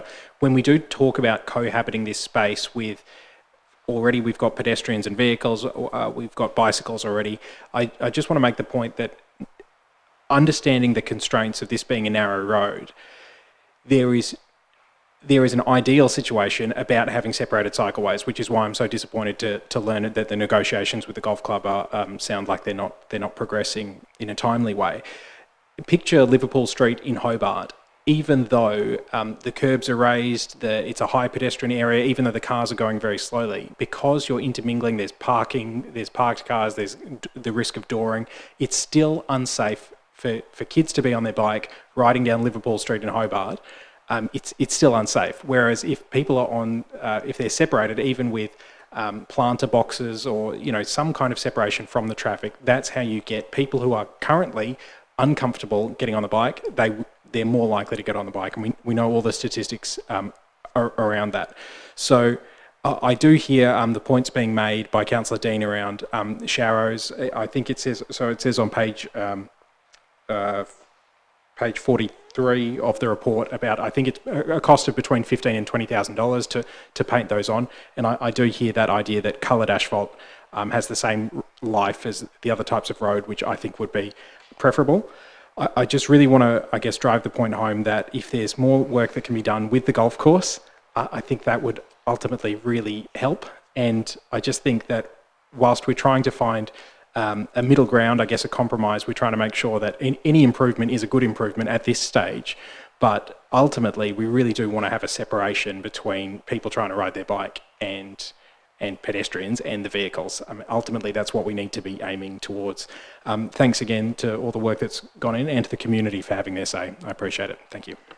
Thank you, Councillor Cordova. Any further discussions? I'll just, before I ask Councillor Gladwright to sum up, just also acknowledge the work that has gone into this. Like Councillor Gladwright, I've been calling for this for some time, and I was reminded of it actually only yesterday as I came out of the Kingston Beach Hall at about 3 o'clock in the afternoon after the Kingston Beach Flower Show, and I spent ages trying to get across the road to where my car had been parked, because there was just no crossing point, and at that time of the weekend there were so many people coming and going. It took me so long to get across.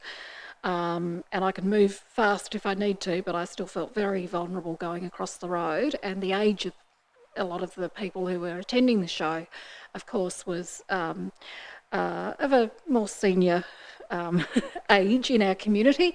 And I sort of thought as I was coming out, I wonder how some of them are going to go, because there was limited parking around as well, and they were having to go back to their cars. So I think that this, the statistics are showing, unfortunately, that people are just driving too fast in this area.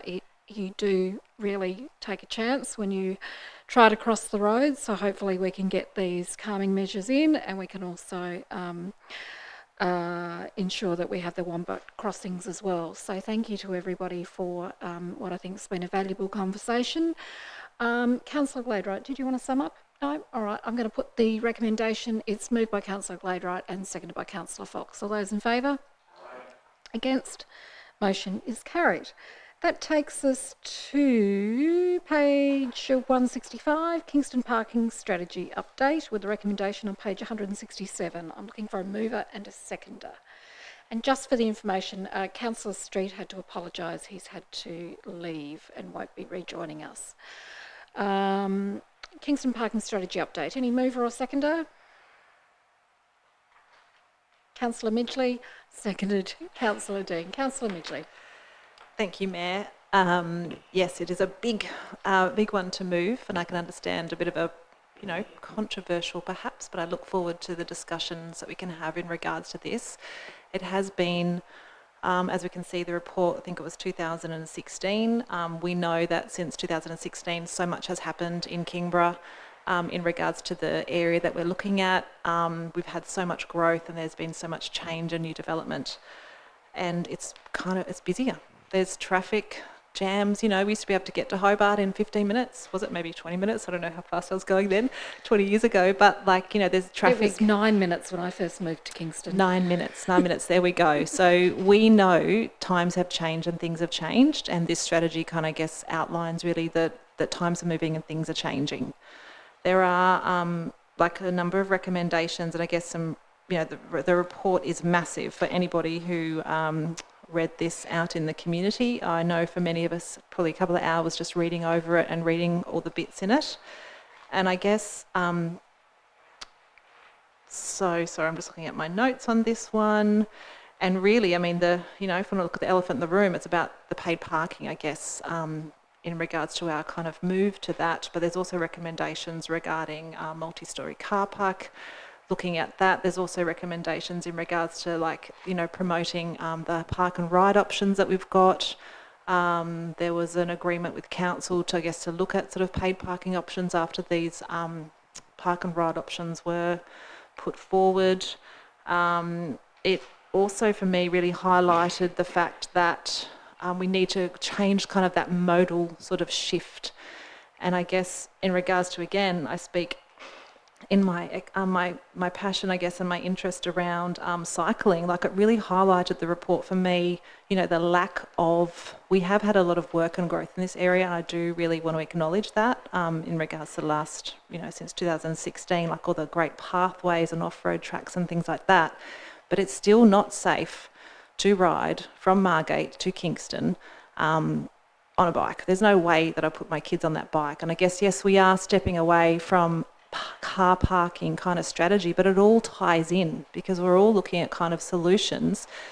And in the long term end, what I got from this report was like, how can we change that shift and how can we get people to think about where they're going to park, if they're not going to drive, using different transport means, I guess. And that was a real you know, emphasis, I thought, about this report and how we can get people on buses.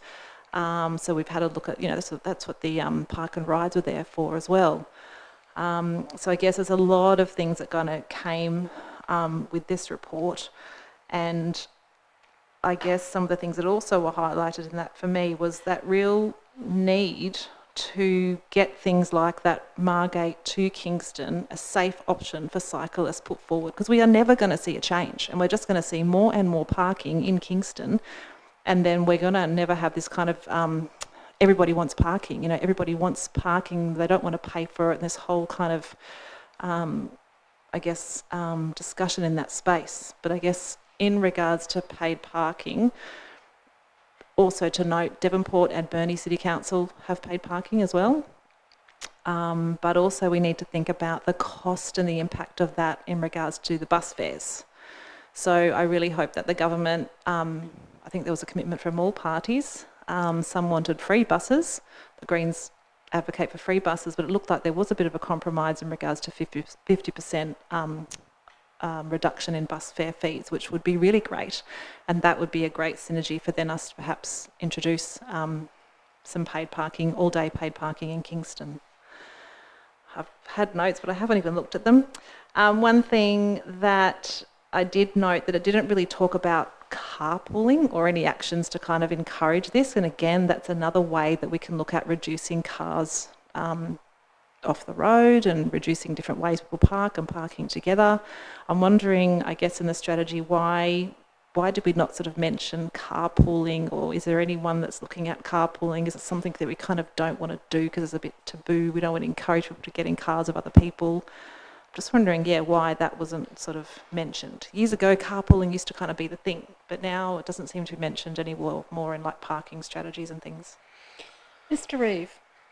Through you, Mayor, it's probably because it's more specific to car parking, so that'd be something you typically see in a transport plan as well at the same time. So it's probably not one that they sought to put in there necessarily as part of this particular process. I don't think there's anything taboo about carpooling at all. I think that's definitely supported. It's certainly supported by the the extra lane they're putting down the southern outlet, because that'll be a T3 lane. So I don't think there's any particular reason why it's not encouraged. It's probably just a little bit out of scope. That's all. Thank you. And also just a note as well in regards to them promoting, which it says as one of the recommendations regarding the park and ride sort of options. Something that hasn't committed in that hasn't changed in that space is the secure bicycle parking. And yes, a bit off that total strategy. When we look at the whole picture, for me, I look at parking and driving as a whole picture, which is totally outlined in this strategy. So if we want to make people have this change, if people want to not drive to different places like the park and rides, those secure bike parks there are just, they haven't happened. So we're putting all these kind of barriers in place for people to use their cars all the time. So I guess one of the positive things about looking at a paid parking in Kingston, we might see a bit of a change, but I'd also be cautious in regards to implementing that because of the high price of bus fares, and I wouldn't like to see sort of maybe any change in that space until we could see the government commitment to a reduction on bus fares. But I'd like to know, through your Mayor, also in regards to, I guess, the whole overall recommendations, and the big one that we are really considering in supporting this one is the introduction of the paid parking. What's sort of the timeline? What are we thinking about this? What does it come back to council? Does this, if we're supporting this strategy, like what are we actually committing to? Mr Reeve. Through you, Mayor, look, it's deliberately couched in such a way to say it's in principle, which means automatically when you see that there's likely to be another report to council if it's agreed upon. So at the moment there is a resolution that council made in terms of actually it was a bit more straightforward than that. It actually said we will implement paid parking at the completion of the park and rides, which are now obviously complete. The reason why we've actually brought this back is because we recognise the fact that it is a fairly topical issue. It's important for council to be on board with it, and that's the reason why it's come back in that shape and form. From here, if, for example, council adopted the recommendation as it is, what we would do is we would go away and say, yes, the area that we've identified that we would like to do that in would be Skipper Lane, which is where we've talked about before, and looked at, I guess, the infrastructure that would need to go in to deal with that, and also, how we'd actually implement that as well, timings, all those types of things, and that's the detail that we would then bring back to council at a later stage. Great, thank you. I look forward to hearing responses from my contributions from my colleagues. Thank you. Councillor Cordover. Thank you, Mayor. I'd like to propose an amendment, if I may, to add a C in a clause C that reads, affirm that council has no intention of introducing paid parking in the Kingston CBD for short stay parking areas for stays of 3 hours or less. I'd second that. Hang on. Let's just wait and see. Let's get it up. Okay, so is that accepted by the mover and seconder? Is there an opportunity to seek officer feedback on that amendment? If I say no, then it goes to a separate thing and then we can discuss it. Mr Reeve. Through me. Look, it's an interesting one in terms of, I can understand the intent behind it in terms of, I guess, trying to put the information out in the community to say, look, this is where council's thinking's actually at. I suppose the only issue with it is it remains a resolution of council until another council decides to actually change that resolution, if that was to change in the future there, that's probably what it would require. You'd need to actually I guess resolve to remove that one. If the intention is just purely to, I guess, make sure that people out there are aware that the thinking of council as it is to just say, look, we only really want to concentrate on the long-term car parking, which is what's in the strategy, and actually reiterate that I probably have less of an issue with it. I think I understand Councillor Cordover's rationale behind this, because it's trying to ensure that people don't get the wrong message from this parking strategy that we've got before us, and knowing how social media works, I think if we don't put something like this in, we could end up with all sorts of conspiracy theories out there. Councillor Midgley and Councillor Dean, Councillor Midgley, as the mover, you're happy? Councillor Dean, you're not? Sure, you are happy? Yes, okay, great. All right, so that becomes part of the substantive motion. And Councillor Cordova, did you want to make your contribution now?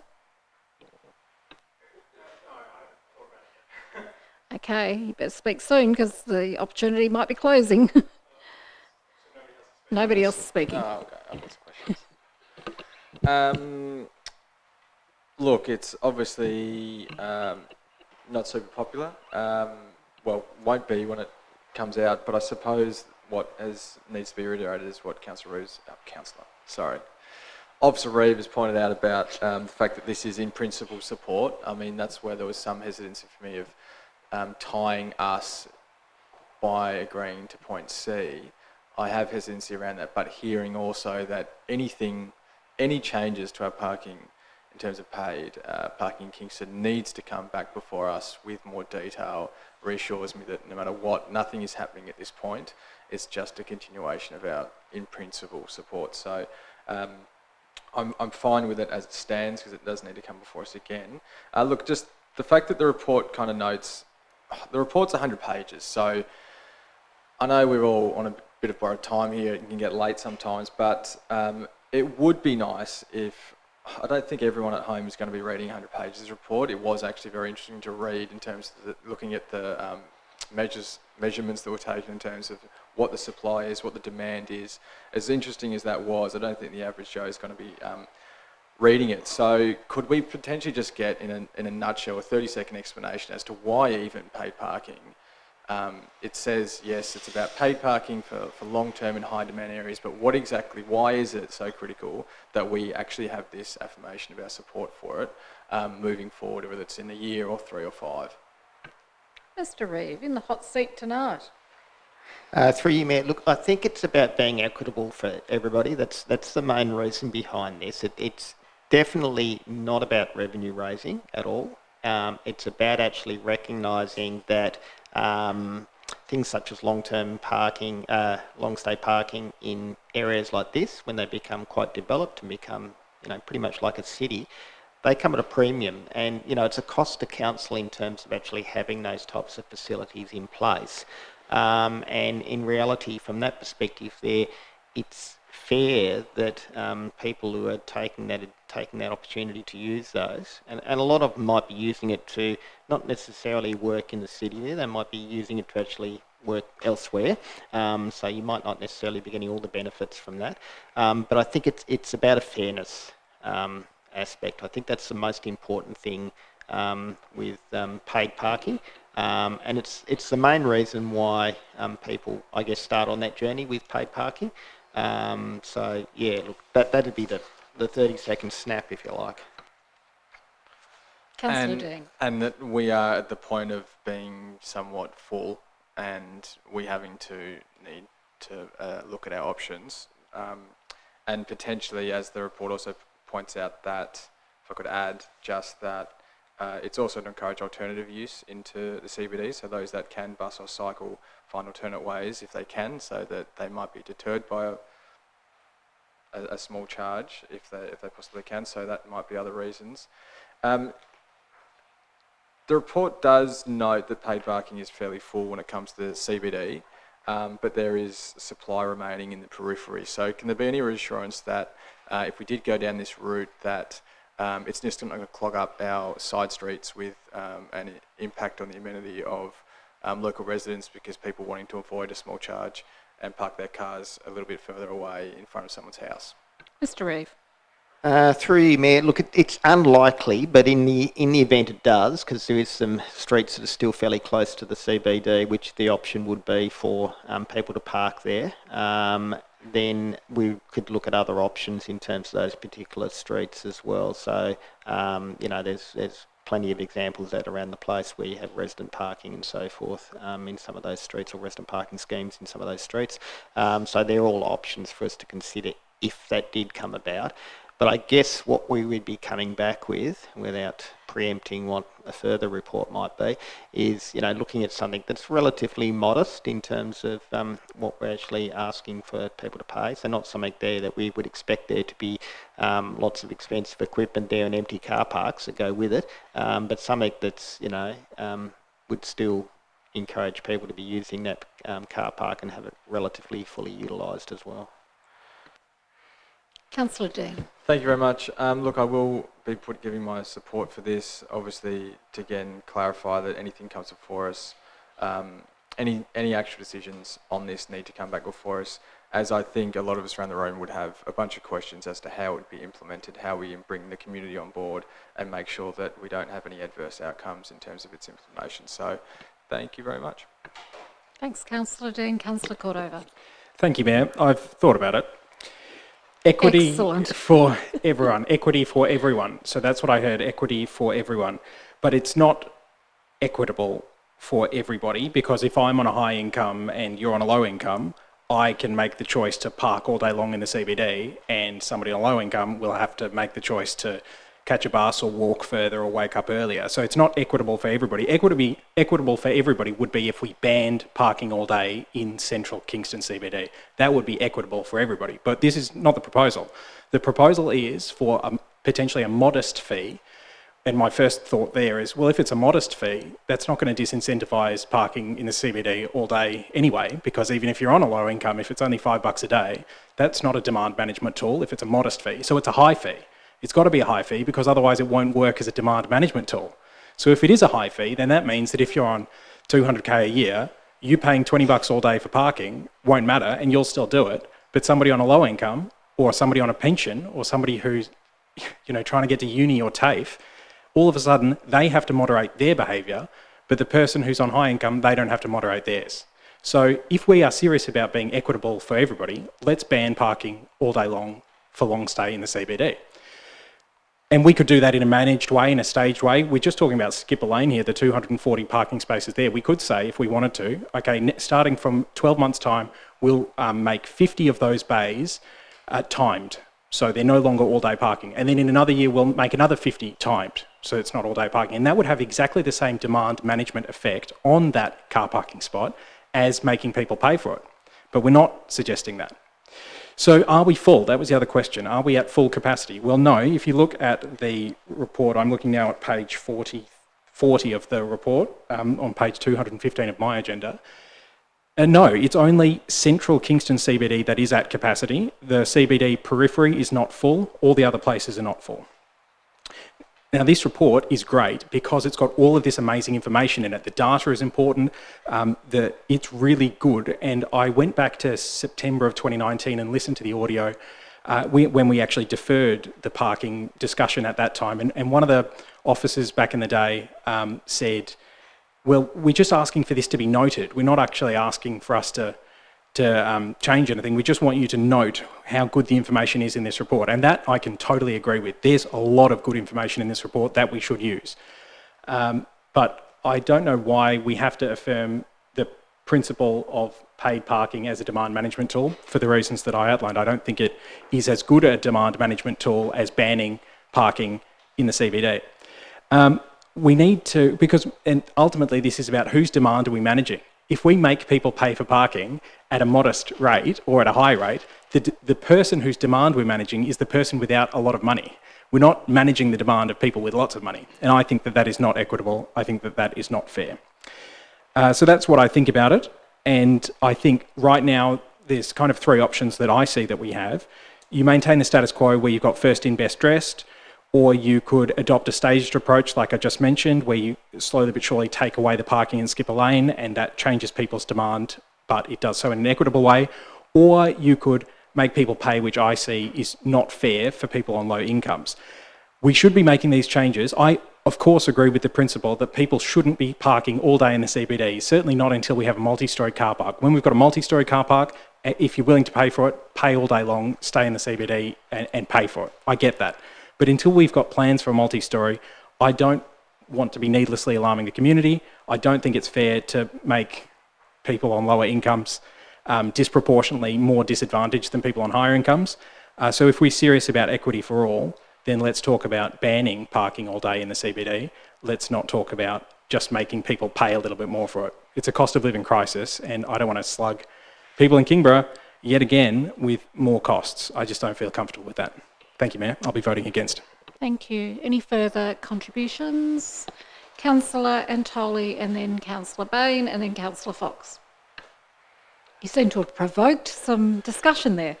So can you help demystify something for me, Mayor? Councillor Cordova has inserted an amendment to this report and now he's going to vote against the report. Is that permitted? Yes. There's nothing nothing under the meeting procedures too. In my opinion, we are dumber for having listened to all that. Can I point of order? You know what? No, I won't. I mean, seriously, Mayor, is it fair that the mover and the seconder has been duped by Councillor Cordova to amend a report that he's actually moved? Sorry. He won't Okay. Councillor Cordova on a point of order. The point of order, although I hate to use the technical term for the point of order, under the meeting procedures regulations, the technical term for this is offence. I'm not personally offended. I'm taking offence You get what I'm saying? By the word dupe? I'm not duping people, and it's a character assassination to say that I'm duping people. Okay. Are you asking Councillor Antoli to withdraw that? If possible, yes, please. Councillor Antoli, would you like to withdraw your comment that Councillor Cordova has taken offence to? No, and I'll tell you why, because I'm offended. I want you to hear that I'm offended, that I would like an apology from Councillor Cordova to this entire chamber and everyone watching that he wasted our time to insert C into this report and then spoke against the report and is not even voting for the report. Surely that there is a rule about wasting time, deception or something that, that can be brought to bear here. Am I the only person in Kingborough that feels that way? I can understand, Councillor Antoli, what you're saying, but unfortunately the meeting procedures regulations don't cover any of what you've suggested. Councillor Cordova is able to propose an amendment that's been agreed to and then vote against a motion, just as he could have seconded it and still voted against it. It's a slightly grey area when it comes to the meeting procedures regulations, so unfortunately I can't sort of have any... I want it on record. I condemn his actions for what he's done. He's wasted our time. He should have just shut up and voted against it and not wasted our time going through the ordeal and the theatrics of convincing the mover and the seconder, lesson learned mover and seconder, to accept his amendment that he then voted against the entire thing. And I just condemn it, and it just absolutely infuriates me that it's a waste of our time. I hope everyone that's listening sends him an email to that effect. Thank you, Councillor Antoli. I think next I had Councillor Bain and then Councillor Fox and then Councillor Midgley. Thank you, Mayor. I guess given a lot of this focus is about auto parking, I think the key to a lot of it is understanding why people are parking in the CBD or all-day parking and what's preventing them utilising the other options. So for that reason, I'm very pleased to see a couple of the actions, which one's action number 2, which talks about council working with private landowners to optimise the allocation of parking within private sites, including modifying short-stay parking restrictions if capacity exists to cater for greater staff parking demands on site. I think that's a great idea. If places like Channel Court might have some additional parking bays that they can give to their staff, that gives them another option.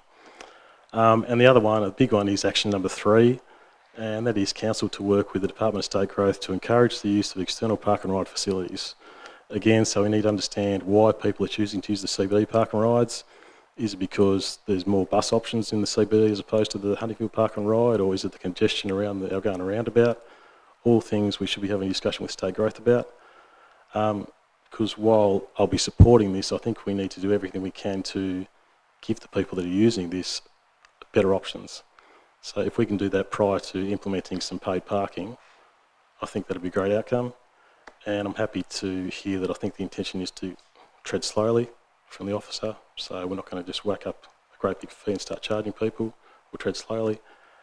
And the other question I just had is, when it comes to big events over at Kingston Park, will there be an ability to, I guess, waive any fee on that car park and just let people park there?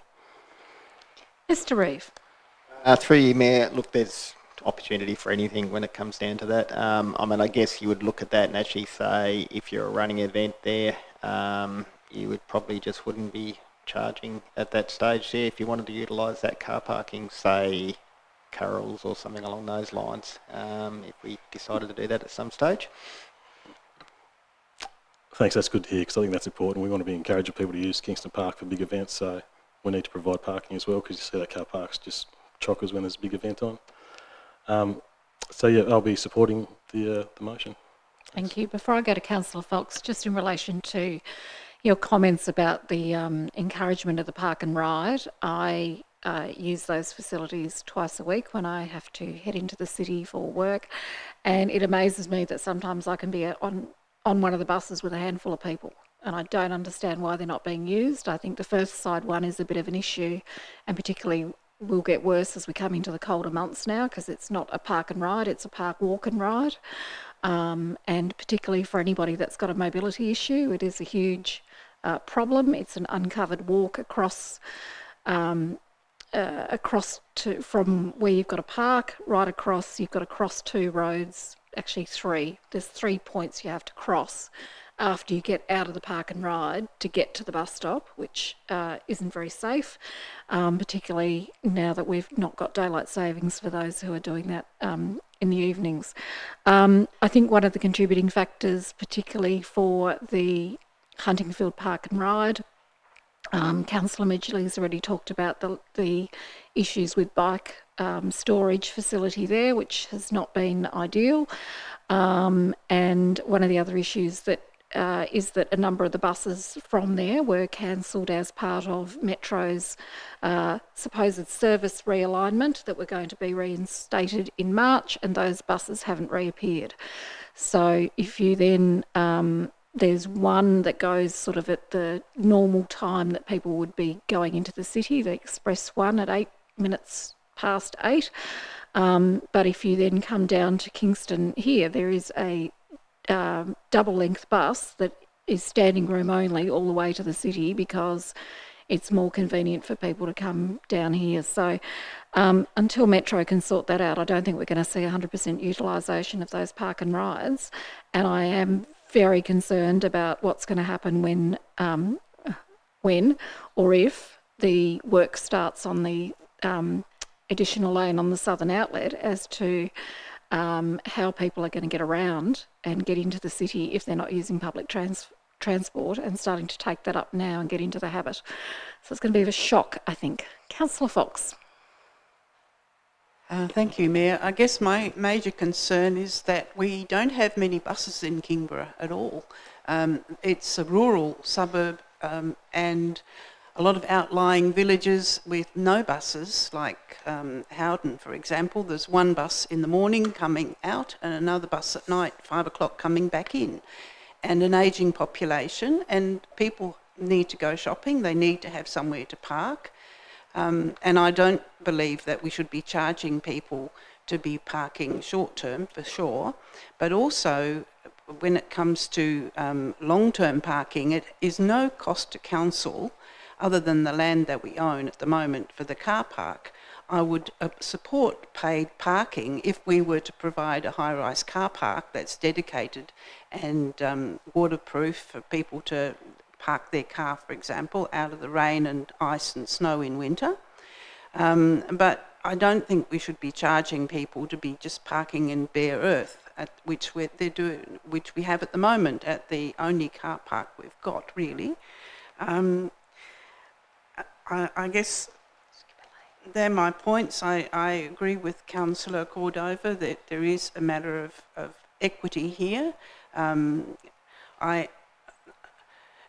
It's difficult for us to be charging for car parking when basically a lot of people have to come into Kingston, and we want to encourage them to go shopping here, and we need to encourage people who work in the CBD to have a safe place to park.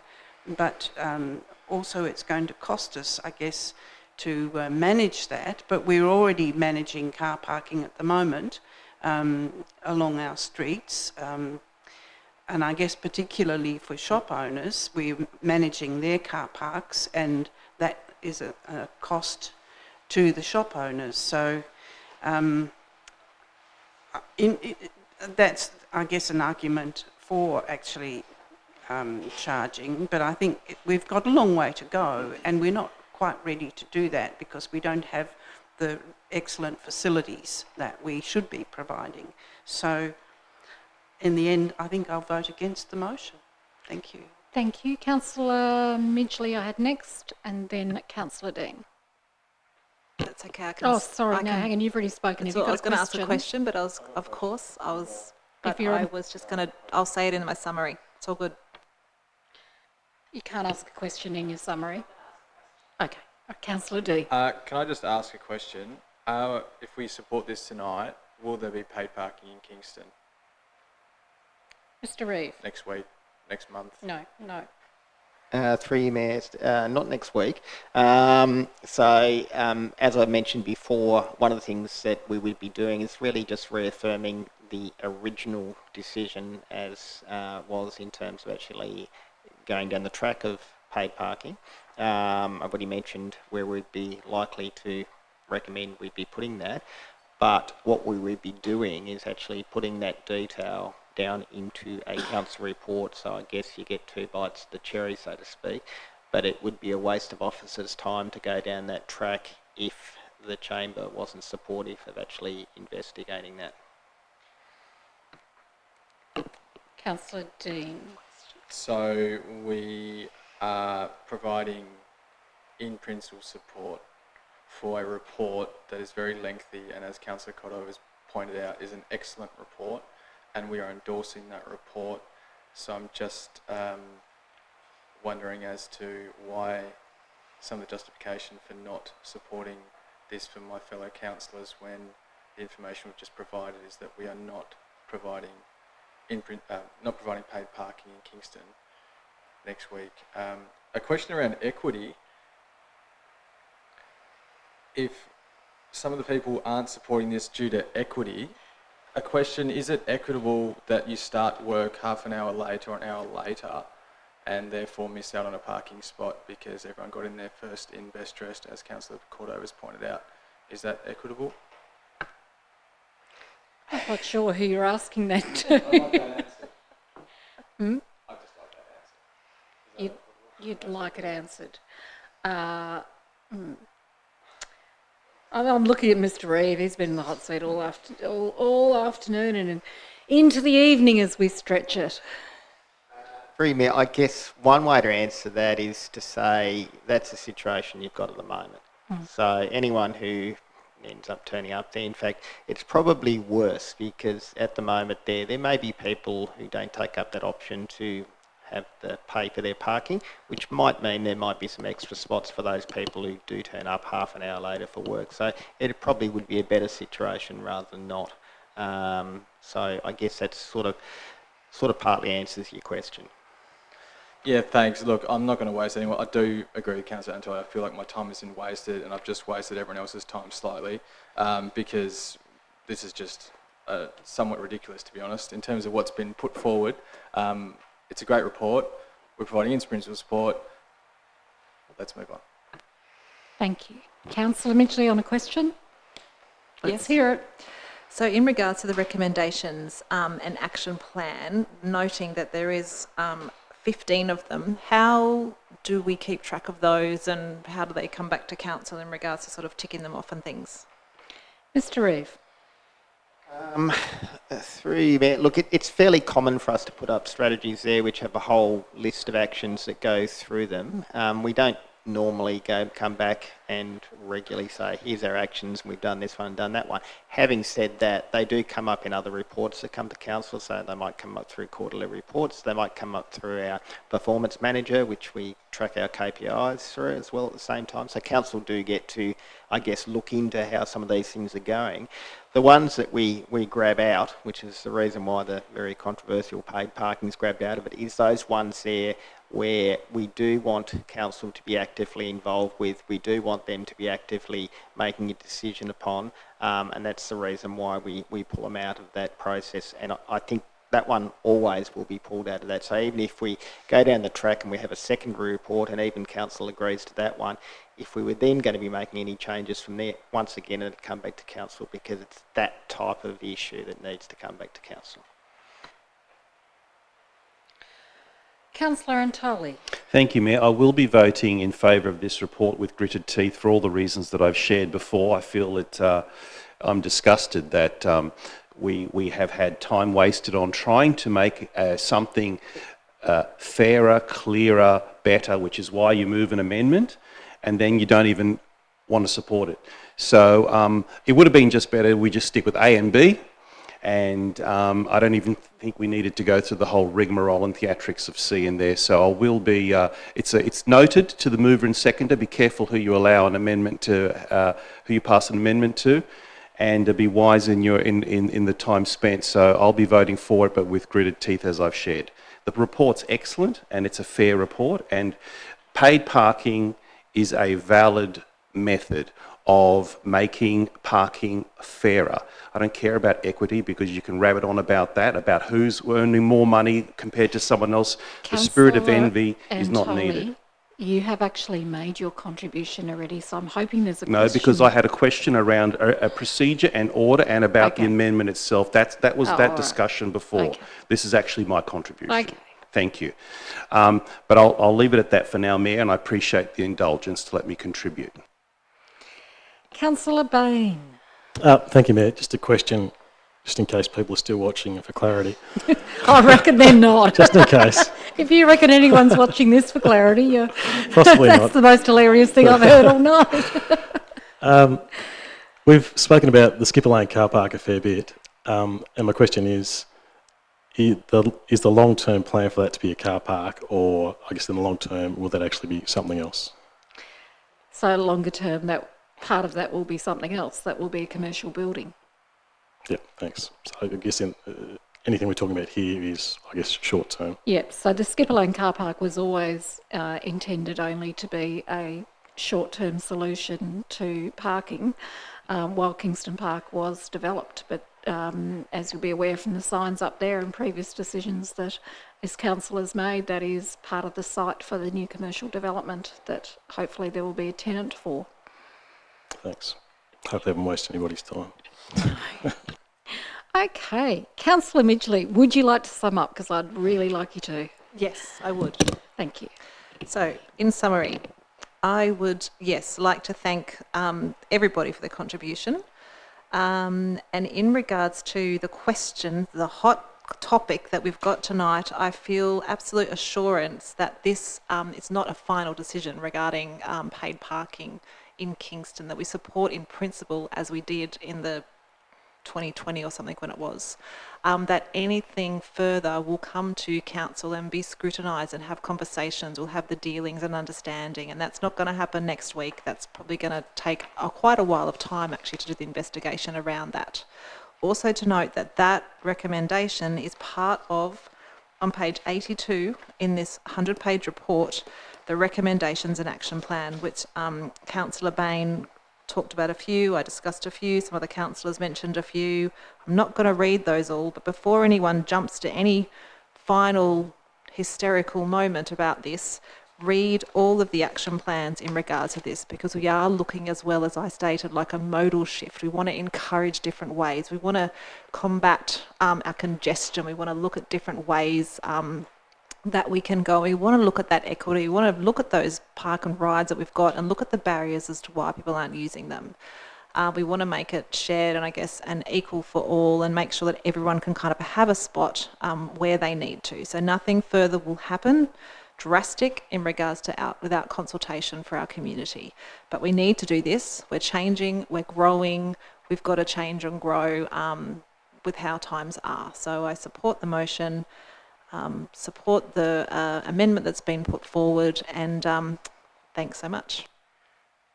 Thanks very much, Councillor Midgley. I'm going to put the recommendation now. It's moved by Councillor Midgley, seconded by Councillor Dean. All those in favour? Against? Show of hands is required. All those in favour? Councillor Antoli, do you want to put your hand up? Sorry, that wasn't an order, that was a question. Is Councillors Antoli, Fox, Dean, Bain, Midgley, Richardson, Gladeright and Reid, and those against, Councillor Cordova. The motion is carried. I'm going to call a short break because I think we could all do with one after that, and we can get our heads nice and clear, and we'll be back in about 6 or 7 minutes. So for those who are watching at home, apologies while we just have a comfort break. Thank you.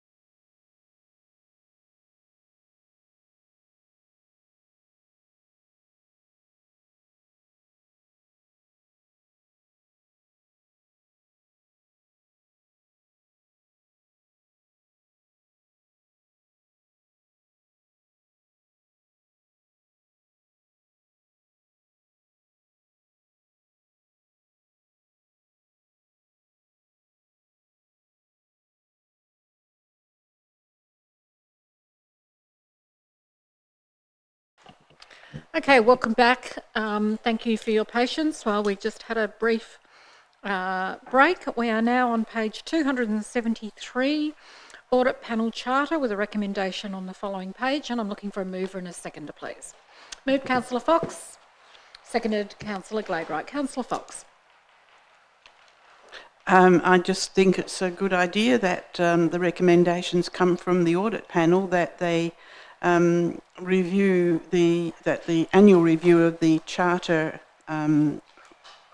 included a recommendation that its terms of reference be expanded to include the review of the long-term financial management plan as it's aligned with the annual budget. And I think that would be an appropriate thing for us to accept. Thank you. Thank you. Any further discussion? If not, I will put the recommendation. All those in favour? Aye. Against? Motion is carried unanimously. Next item, 16.4, appointment to audit panel with a recommendation on page 292. The recommendation is, however, just that we're looking for a nominee, so I'll call for nominees for that before we move it. Councillor Fox? I would like to nominate. Thank you. Thank you. Any other nominations? Okay, so I would like to nominate as well. Any other nominations? We will have to take a vote. And perhaps I'll hand over the chair to you, Deputy Mayor. Okay.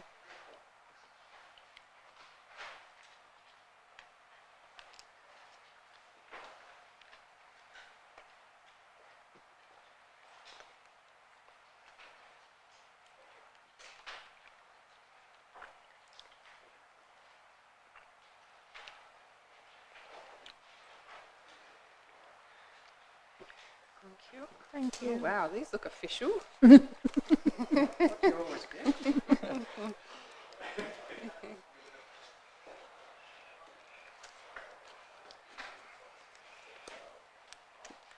Oh.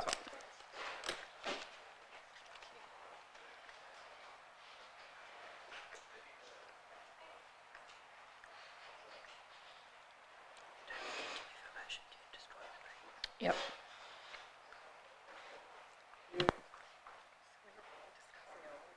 No. And then we've got to move a motion. So once he says who's won, you've got to make that as part of the recommendation that such and such be appointed. Get a mover and a seconder for that, and then you need to propose a motion, get a mover and a seconder that the ballot papers be destroyed. Okay.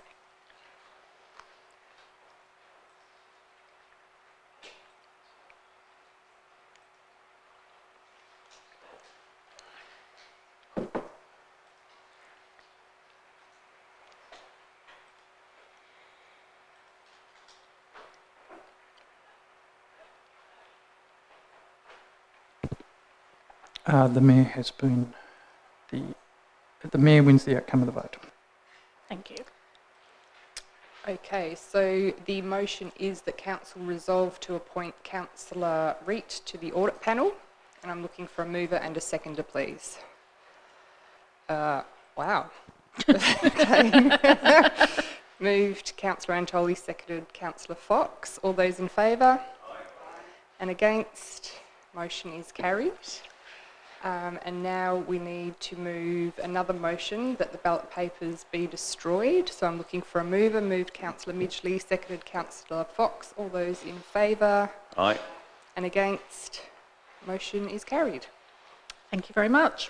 Could I ask a question on indulgence? Could I just Sure. thank Deputy Mayor Gladwright for her term of service on the panel? I'm sure that it came at a cost. It's a lot of hours. I just wanted to express that on behalf of all of your colleagues. Thank you. Thank you very much. That takes us now to page 293, Kingborough Aquatic Facilities Steering Committee, with a recommendation on page 295. I'm looking for a mover and a seconder, please. I've got a mover in Councillor Midgley and a seconder in Councillor Antoli. Councillor Midgley.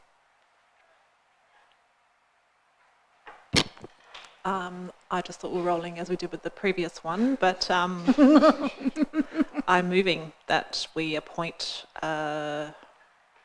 and a councillor to the chairperson of this committee, but also the committee, I guess, is something that has come out of the sport and recreation strategy. Mayor, am I right to talk a bit more about this, or we're just going to appoint? Yeah. Okay. No. So for those who are listening or interested, it's a direct, I guess, alignment in regards to the sport and recreation strategy that we had serious consultation last year. Also convened by Councillor Dean, and a number of key stakeholders in the community sat on that. Controversially to some, and very supportive of some, there is movement forward and a vision for an aquatic centre facility in Kingborough. Personally, I'm not aligned 100% with this, but I guess it was the Sport and Rec Committee and the findings from the community that would like to this move forward. It's been a discussion in our community for quite a number of years. Again, I guess like we've just committed to last time, this does not mean it is going to happen in Kingborough. The committee will oversee all of the details in regards to what this actually looks like for Kingborough, and the biggest thing that we all know is the cost implication that needs to be carefully scrutinised. People need to have a voice about, and that will draw expertise, as outlined in the report. When we do an EOI for people who are on the community, that will be a number of highly skilled professionals with expertise in this space to really thoroughly look at that. And that will then be a process, I guess, that, as identified in the report, that will go on for, we don't really know how long it will go on for, because it's quite a big thing to really consider, a massive thing for our community, massive health benefits as well. I totally recognise this, but a massive financial output for the community. So I guess it's a long-term vision. We're hearing the voices of the community, and so we're adhering to that, and therefore that's what this motion that I'm supporting to tonight. And as part of that, we'll be appointing a council representative as a chairperson of the committee, and then we'll advertise for expressions of interest, as it says there in point B, from appropriately qualified, experienced community members. So it's moving things along so things don't stay stagnant, but it does not lock us into anything at all. Thank you. Councillor Bain. Oh, sorry, Councillor Glade, I beg your pardon. I must say I'm a little bit worried about the wording in this. The recommendation does say endorses the establishment of a project steering committee to progress the development of, and that makes it sound like it actually really is happening, and I'm just concerned that we are setting up an expectation that this is happening, and I'm wondering if we need to manage the expectations a little bit better, and if that wording should be something more like explore the feasibility or something to that effect. So I'm not sure what other councillors think about that, but I am slightly concerned. I also just wanted to ask whether councillors are able to attend these committee meetings in the capacity as of observers, and if we should have 2 councillors on the committee as well. So, funny you should say that. I believe that, I do think that that's actually an error in this, that we should have 2 council representatives. We do on all our other sort of advisory groups or steering committees. So I understand that Councillor Bain was going to move an amendment and seek the indulgence of the mover and seconder as to whether that would be appropriate. Is that right, Councillor Bain, or did I just put words in your mouth? Oh, that is correct, Mayor. Thank you. So, yes, that's certainly where we'd be going as this. So we'd be looking for 2 nominees as a chairperson and then a deputy chairperson, because I think that sort of future-proofs us. If the chair's unable to be there, then we've still got a councillor who's chairing the committee. And what about observers? Oh, I can't imagine that there's anything to stop. No, so there's nothing to stop councillors attending in an observer capacity. Okay, so I'm just interested then to know if other councillors share my concern around the wording, or if I just let that one go. Councillor Antoli and then Councillor Cordova. In discussion. No, we're not in discussion. Nobody moved to discuss. We're in the, this is it, ask question time. We've got to get our, we haven't got to see yet as to who wants to nominate, so Councillor Antoli. Thank you, Mayor. I understand where Deputy Mayor Gladwright is coming from, but it's talking about progressing the development. Look, I am for us having a pool. I think it'd be a great idea if we can fund it, and if we're progressing to get there and it's feasible and fundable, all the more power to us. But I understand what you're trying to say, because it almost gives people the impression we will make it work, and we have no guarantee that it can work because of the massive implication cost. I think from memory we would have to raise our rates by something like 1.5% or something to fund this, if I've got that right. There was some sort of comment that we'd have to raise our rate considerably just to cope with this. If we were to just fund it outright with our own rates, maybe it's far more than that. So I'm happy to progress with the development of an aquatic facility, but that word progress is the big if, isn't it? How do we progress it? And if we can't, how do we get out of it? Did you want that question answered in relation to the percentage of the rate rise that would be required? Yeah, otherwise I'm putting false information out there, so maybe someone can correct the record. Yeah, Mr. Smee. Through you, Mayor, the quantum of the rate rise will obviously depend on the nature of the facility and what it costs us and what it costs to run. However, the feasibility study that was done 2 years ago proposed a facility of some 40 million and said that the operating deficit, including depreciation, of the facility that was recommended in that report was 3%. Councillor Dean. Can I make a suggestion to potentially ease the Deputy Mayor's concerns, which are valid, that we maybe just change progress to explore? I think that's probably, look, I have to say I share those concerns, because I think we need to be, I don't want to, I think I famously said this once before about I don't want to wake up tomorrow and see in the Mercury that we're building a pool, and I woke up the next day and I did see that we were building a pool. So if you're listening, Mercury, I don't want to read that. We are not building a pool at the moment. We're going to explore the development of an aquatic facility in Kingborough because of the desire of the community for us to have a look at this again, as came up at our Sport and Rec strategy redevelopment. So, would the mover and seconder be amenable to exchange the word progress to explore? Councillor Antoli and Councillor Midgley, thank you very much. We'll change that word. Okay, so back on, I probably at this point would like to call for nominations for, now how do we do this now that we've got 2 positions? Councillor, so we'll have to have 2 separate votes, or the one with the most votes become the chair, and if there's only 2 nominees. 2 separate votes, okay. Let's have 2 separate votes. So I'm calling for nominees as the chairperson of the committee. Councillor Cordova and Councillor Dean. Is there anyone else? Okay, we will distribute some ballot papers. Thank you.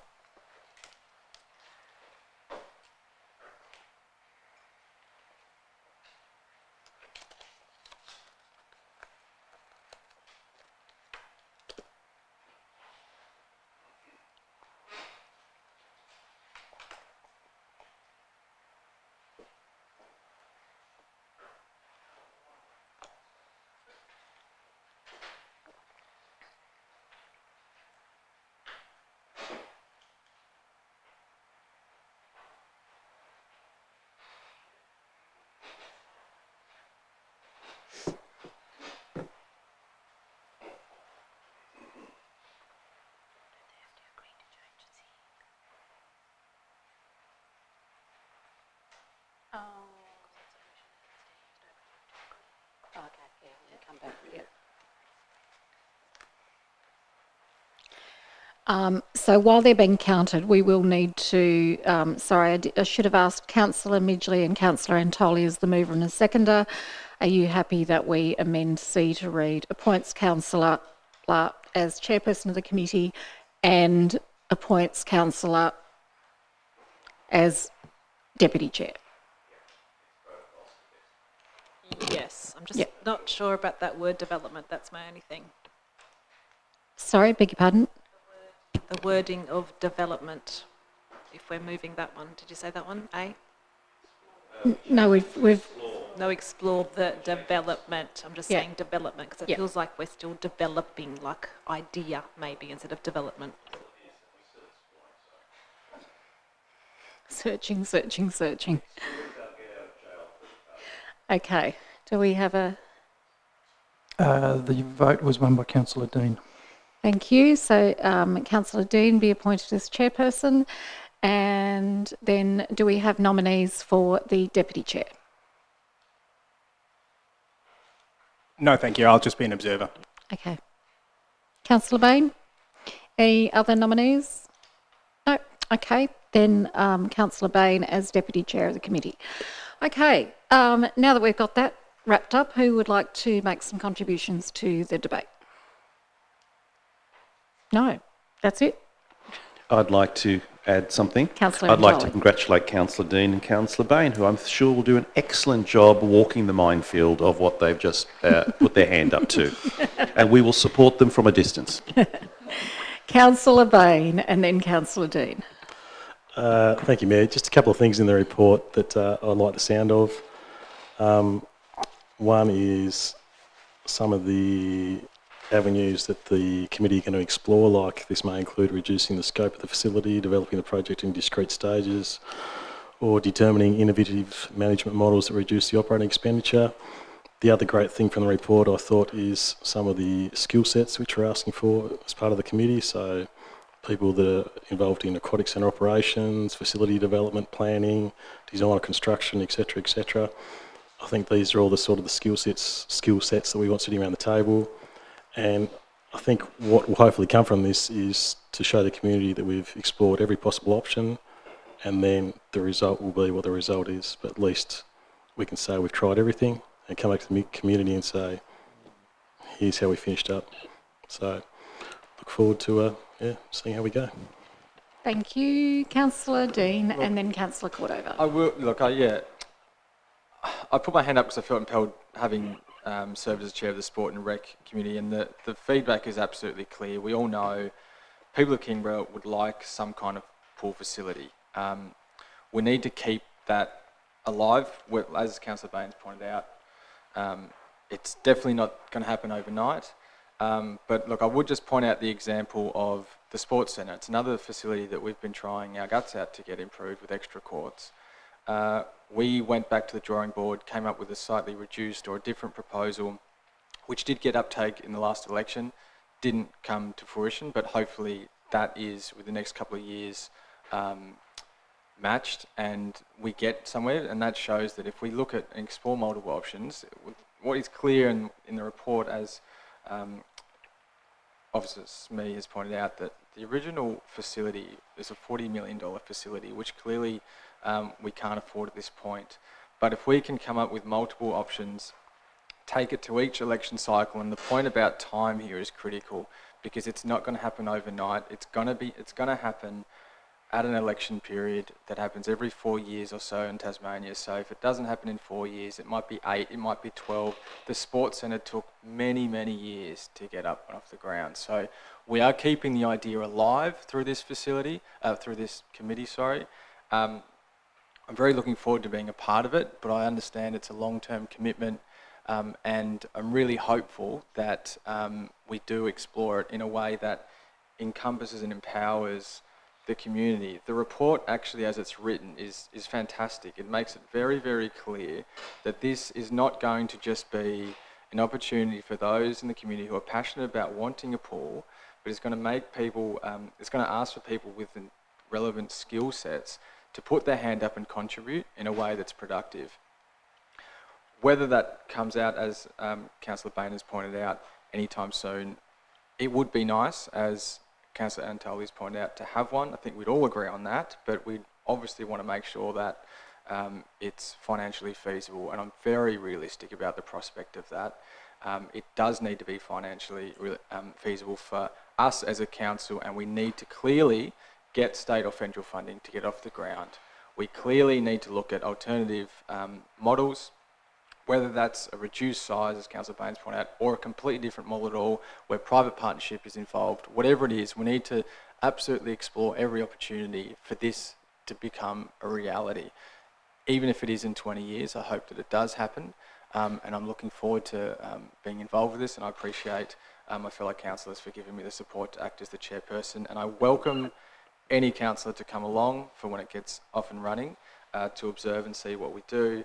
And I really hope that we can make a really good crack at trying to get the community involved and get some really high calibre applicants, whether they're from Kingborough or not.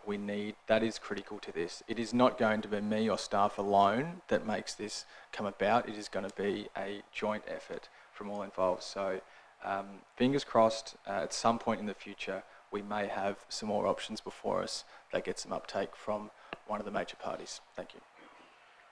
Thank you, Councillor Dean. Councillor Cordova. Thank you, Mayor. And at the outset, let me make it very clear that the people of Kingborough unequivocally want an aquatic centre. I unequivocally want an aquatic centre. We deserve one because of the size of the catchment that we'll be serving.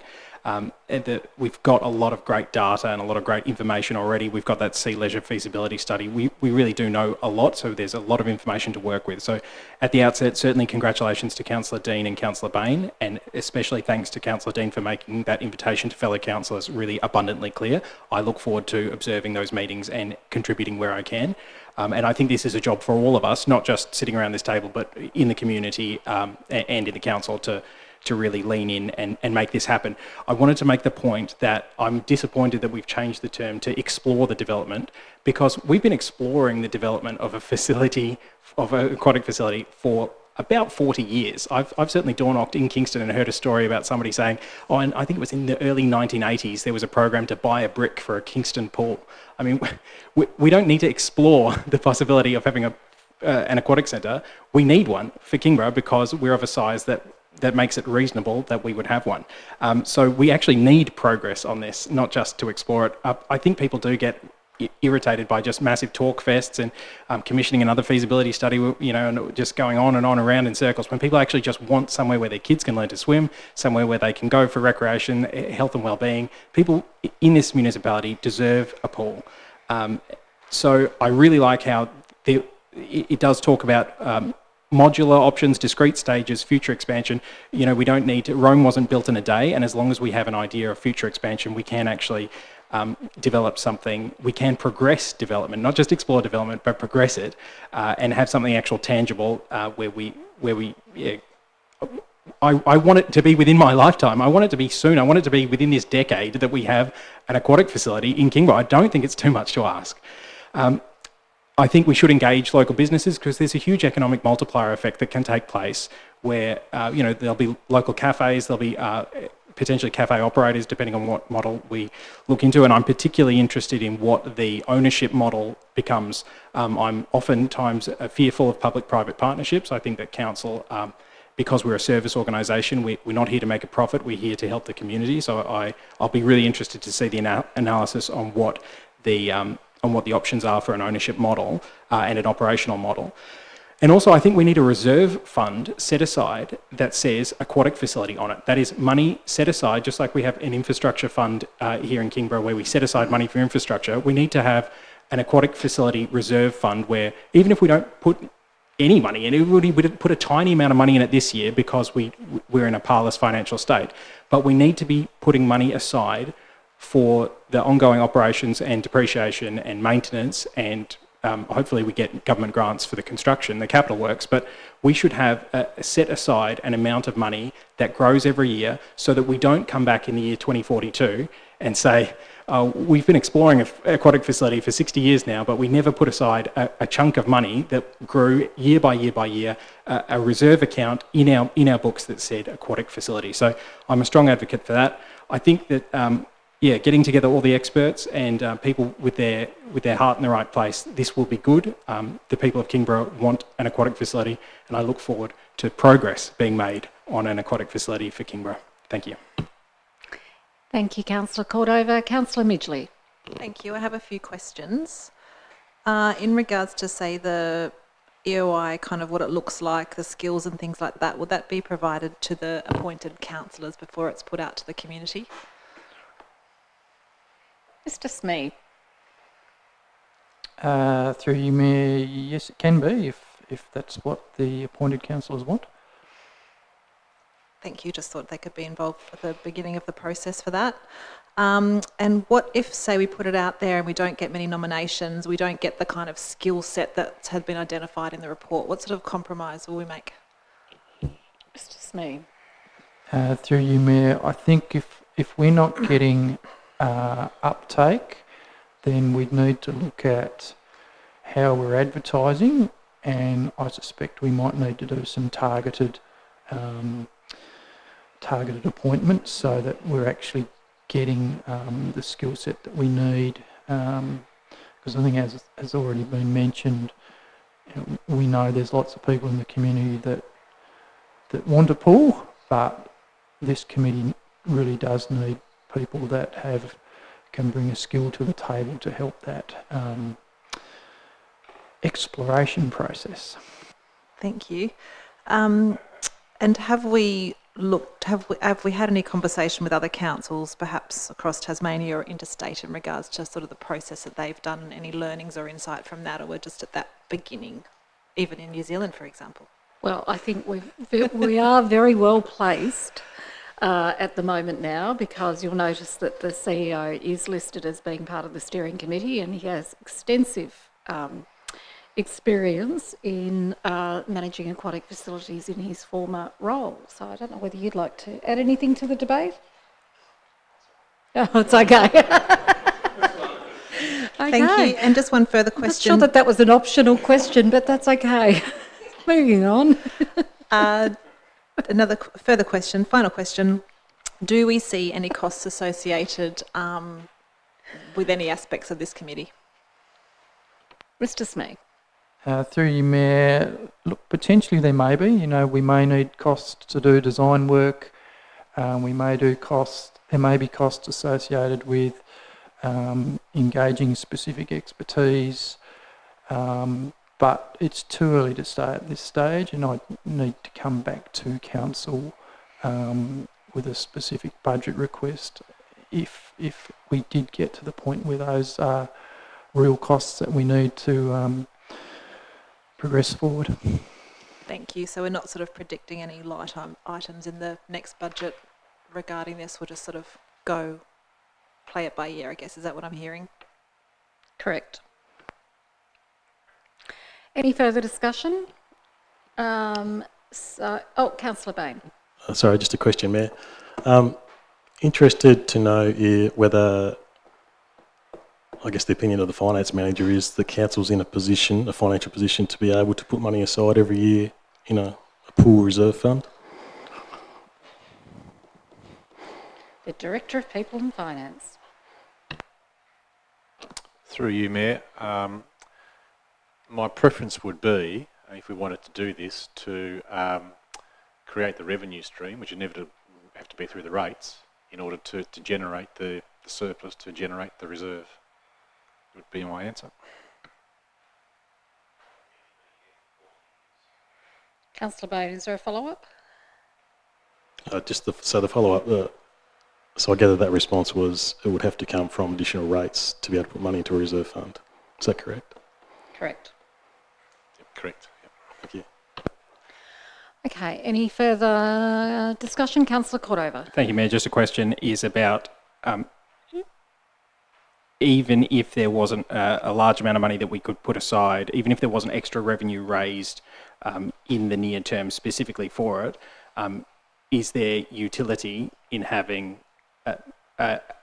a mechanism to set aside money specifically for a pool? As in, my question is, isn't it useful to be able to earmark funds, to set aside funds in the same way that we do with an infrastructure fund? We don't have to put a certain amount of money into the infrastructure fund every year, do we? We just have that kind of column on the accounts so that we have a space for it. So you have an empty space. Well, Sorry. hopefully it wouldn't be empty forever. Oh, I think I'll let Mr. Spinks handle this one. Mayor, we could certainly create the process, so we could certainly mirror the current process we have for the infrastructure replacement fund, but my strong suspicion would be it's going to be a little bit of time before we'd be in a position to put any funds into it, because we're already making deficits, we're forecasting more, so I think our ability to start putting funds into it without associated rate increases would be very limited. Any further questions? Okay, so we've filled in the gaps of the appointees through the ballot. So I've got movers in Councillor Midgley and Councillor Antoli, so I'm going to put that motion. All those in favour? Against? Motion is carried unanimously. I also need then a mover and a seconder that the ballot papers be destroyed. I've got that in Councillor Gladwright and a seconder in Councillor Midgley. All those in favour? Against? It is carried unanimously. Takes us to page 298, Kingborough Bicycle Advisory Committee Deputy Chairperson, with a recommendation on page 299. The recommendation is that we're actually asking for a nominee. Do I have any nominees? I've got a nominee in Councillor Bain, who's nominated himself, and Councillor Midgley's nominated him by pointing at him. Got to be careful here. You didn't even notice that she was... Do I have any further nominees? If not, we'll fill in Councillor Bain's name there. Thank you very much, Councillor Bain. And I'll look for a mover and a seconder. Moved Councillor Midgley, seconded Councillor Gladwright. All those in favour? Against? Motion is carried unanimously. Takes us to page 300. Oh, page 300. Mover and a seconder that the appendices been received and noted. I'm looking for a mover and a seconder. Moved Councillor Gladwright, seconded Councillor Midgley. Are there any questions or comments? Councillor Midgley. Thank you, Mayor. Just a couple of questions in regards to the audit report.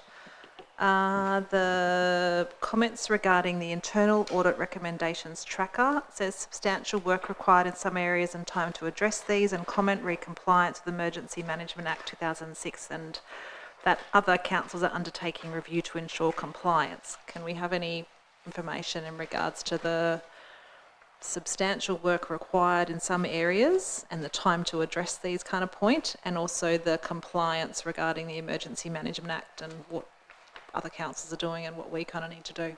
Mr. Spinks.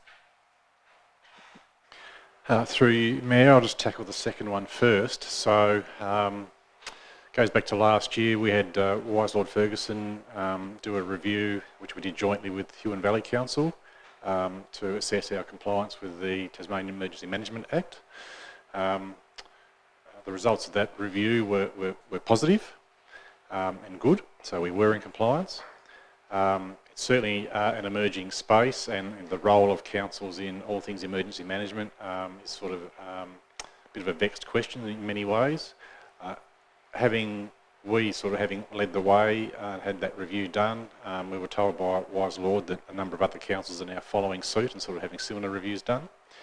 I think our task is around, and we're probably better off than most councils because we do have some resourcing in this space, emergency management and community recovery. A lot of councils don't have any, so I think we're probably better off than most, but our task is now to sort of, I suppose, really articulate what our role is in this space and then resource it. The first question, so the tracker obviously follows the outstanding recommendations from or reviews done previously. There's a couple of sort of meaty ones there. I think the primary one is the strategic asset management review that report was tabled to the panel in December, and at the February meeting one of the panel members did query the organisation's ability to progress some of these recommendations in reasonable timeframes. My response at the time was I probably shared that concern. We have heard that we have some resource constraints. We've sort of heard that through the budget process, and my opinion would be that this is probably one of the areas of the business that does suffer from that. Councillor Cordova. Thank you, Mayor. Just a question about the disability, the Inclusion and Access Committee minutes. Yes, so my question is around, I'm looking at the bottom of page 309 about sub-minimum wages, and this is kind of a two-pronged question. My first correspondence was received for seeking support for changes to regulations which will allow for sub-minimum wages to be paid to people with disability, particularly when employed in a disability enterprise. Discussion took place, The proposal was put to a vote and the committee voted 6 in favour and 2 against, and the Mayor will write in support of the campaign on behalf of the committee.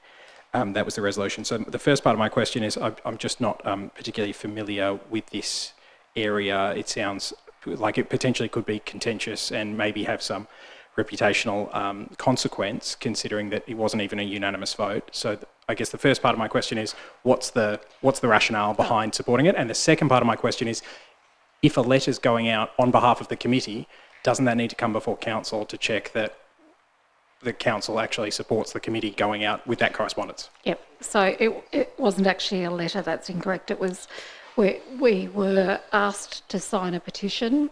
I signed that as an individual, and then I circulated it to the advisory committee to ask whether any members would like to sign it personally, and then I listed it for discussion. And the discussion around whether we because there was the option, because the petition was started by somebody in Queensland, I think, from memory, and there was the option of signing up as an organisation, and so I wasn't willing to do that unless I had first spoken to the advisory committee, and then it would have come back here. It was the opinion of 2 members of the advisory committee that it should be an individual response and that we don't collectively respond. It wasn't a reflection on the issue. It is quite a complex issue, but essentially somebody with a disability can be employed for a very, very, very sub-minimum hourly wage. And it's something that's been a long-standing issue that is quite complicated when you think about social enterprises and that sort of thing. So the decision in the end, after some discussion, was that members would just sign the petition themselves and not as a collective. Okay, thank you. That's reasonable. Thank you. Councillor Dean. Yeah, look, I've probably got the most boring question ever, but well, why try and surprise me. Appendix E, councillor attendance at meetings 1 January to 31 March, then gives us the workshop and attendance for the whole year, not 1st of January. So I've, to be honest, only just picked up on that because someone pointed out to me that I don't attend many workshops. So why is it that if shouldn't it say 1st of July to 31st of March? January 23 it should be. Why would we be reporting for that period of time? That's a bit weird.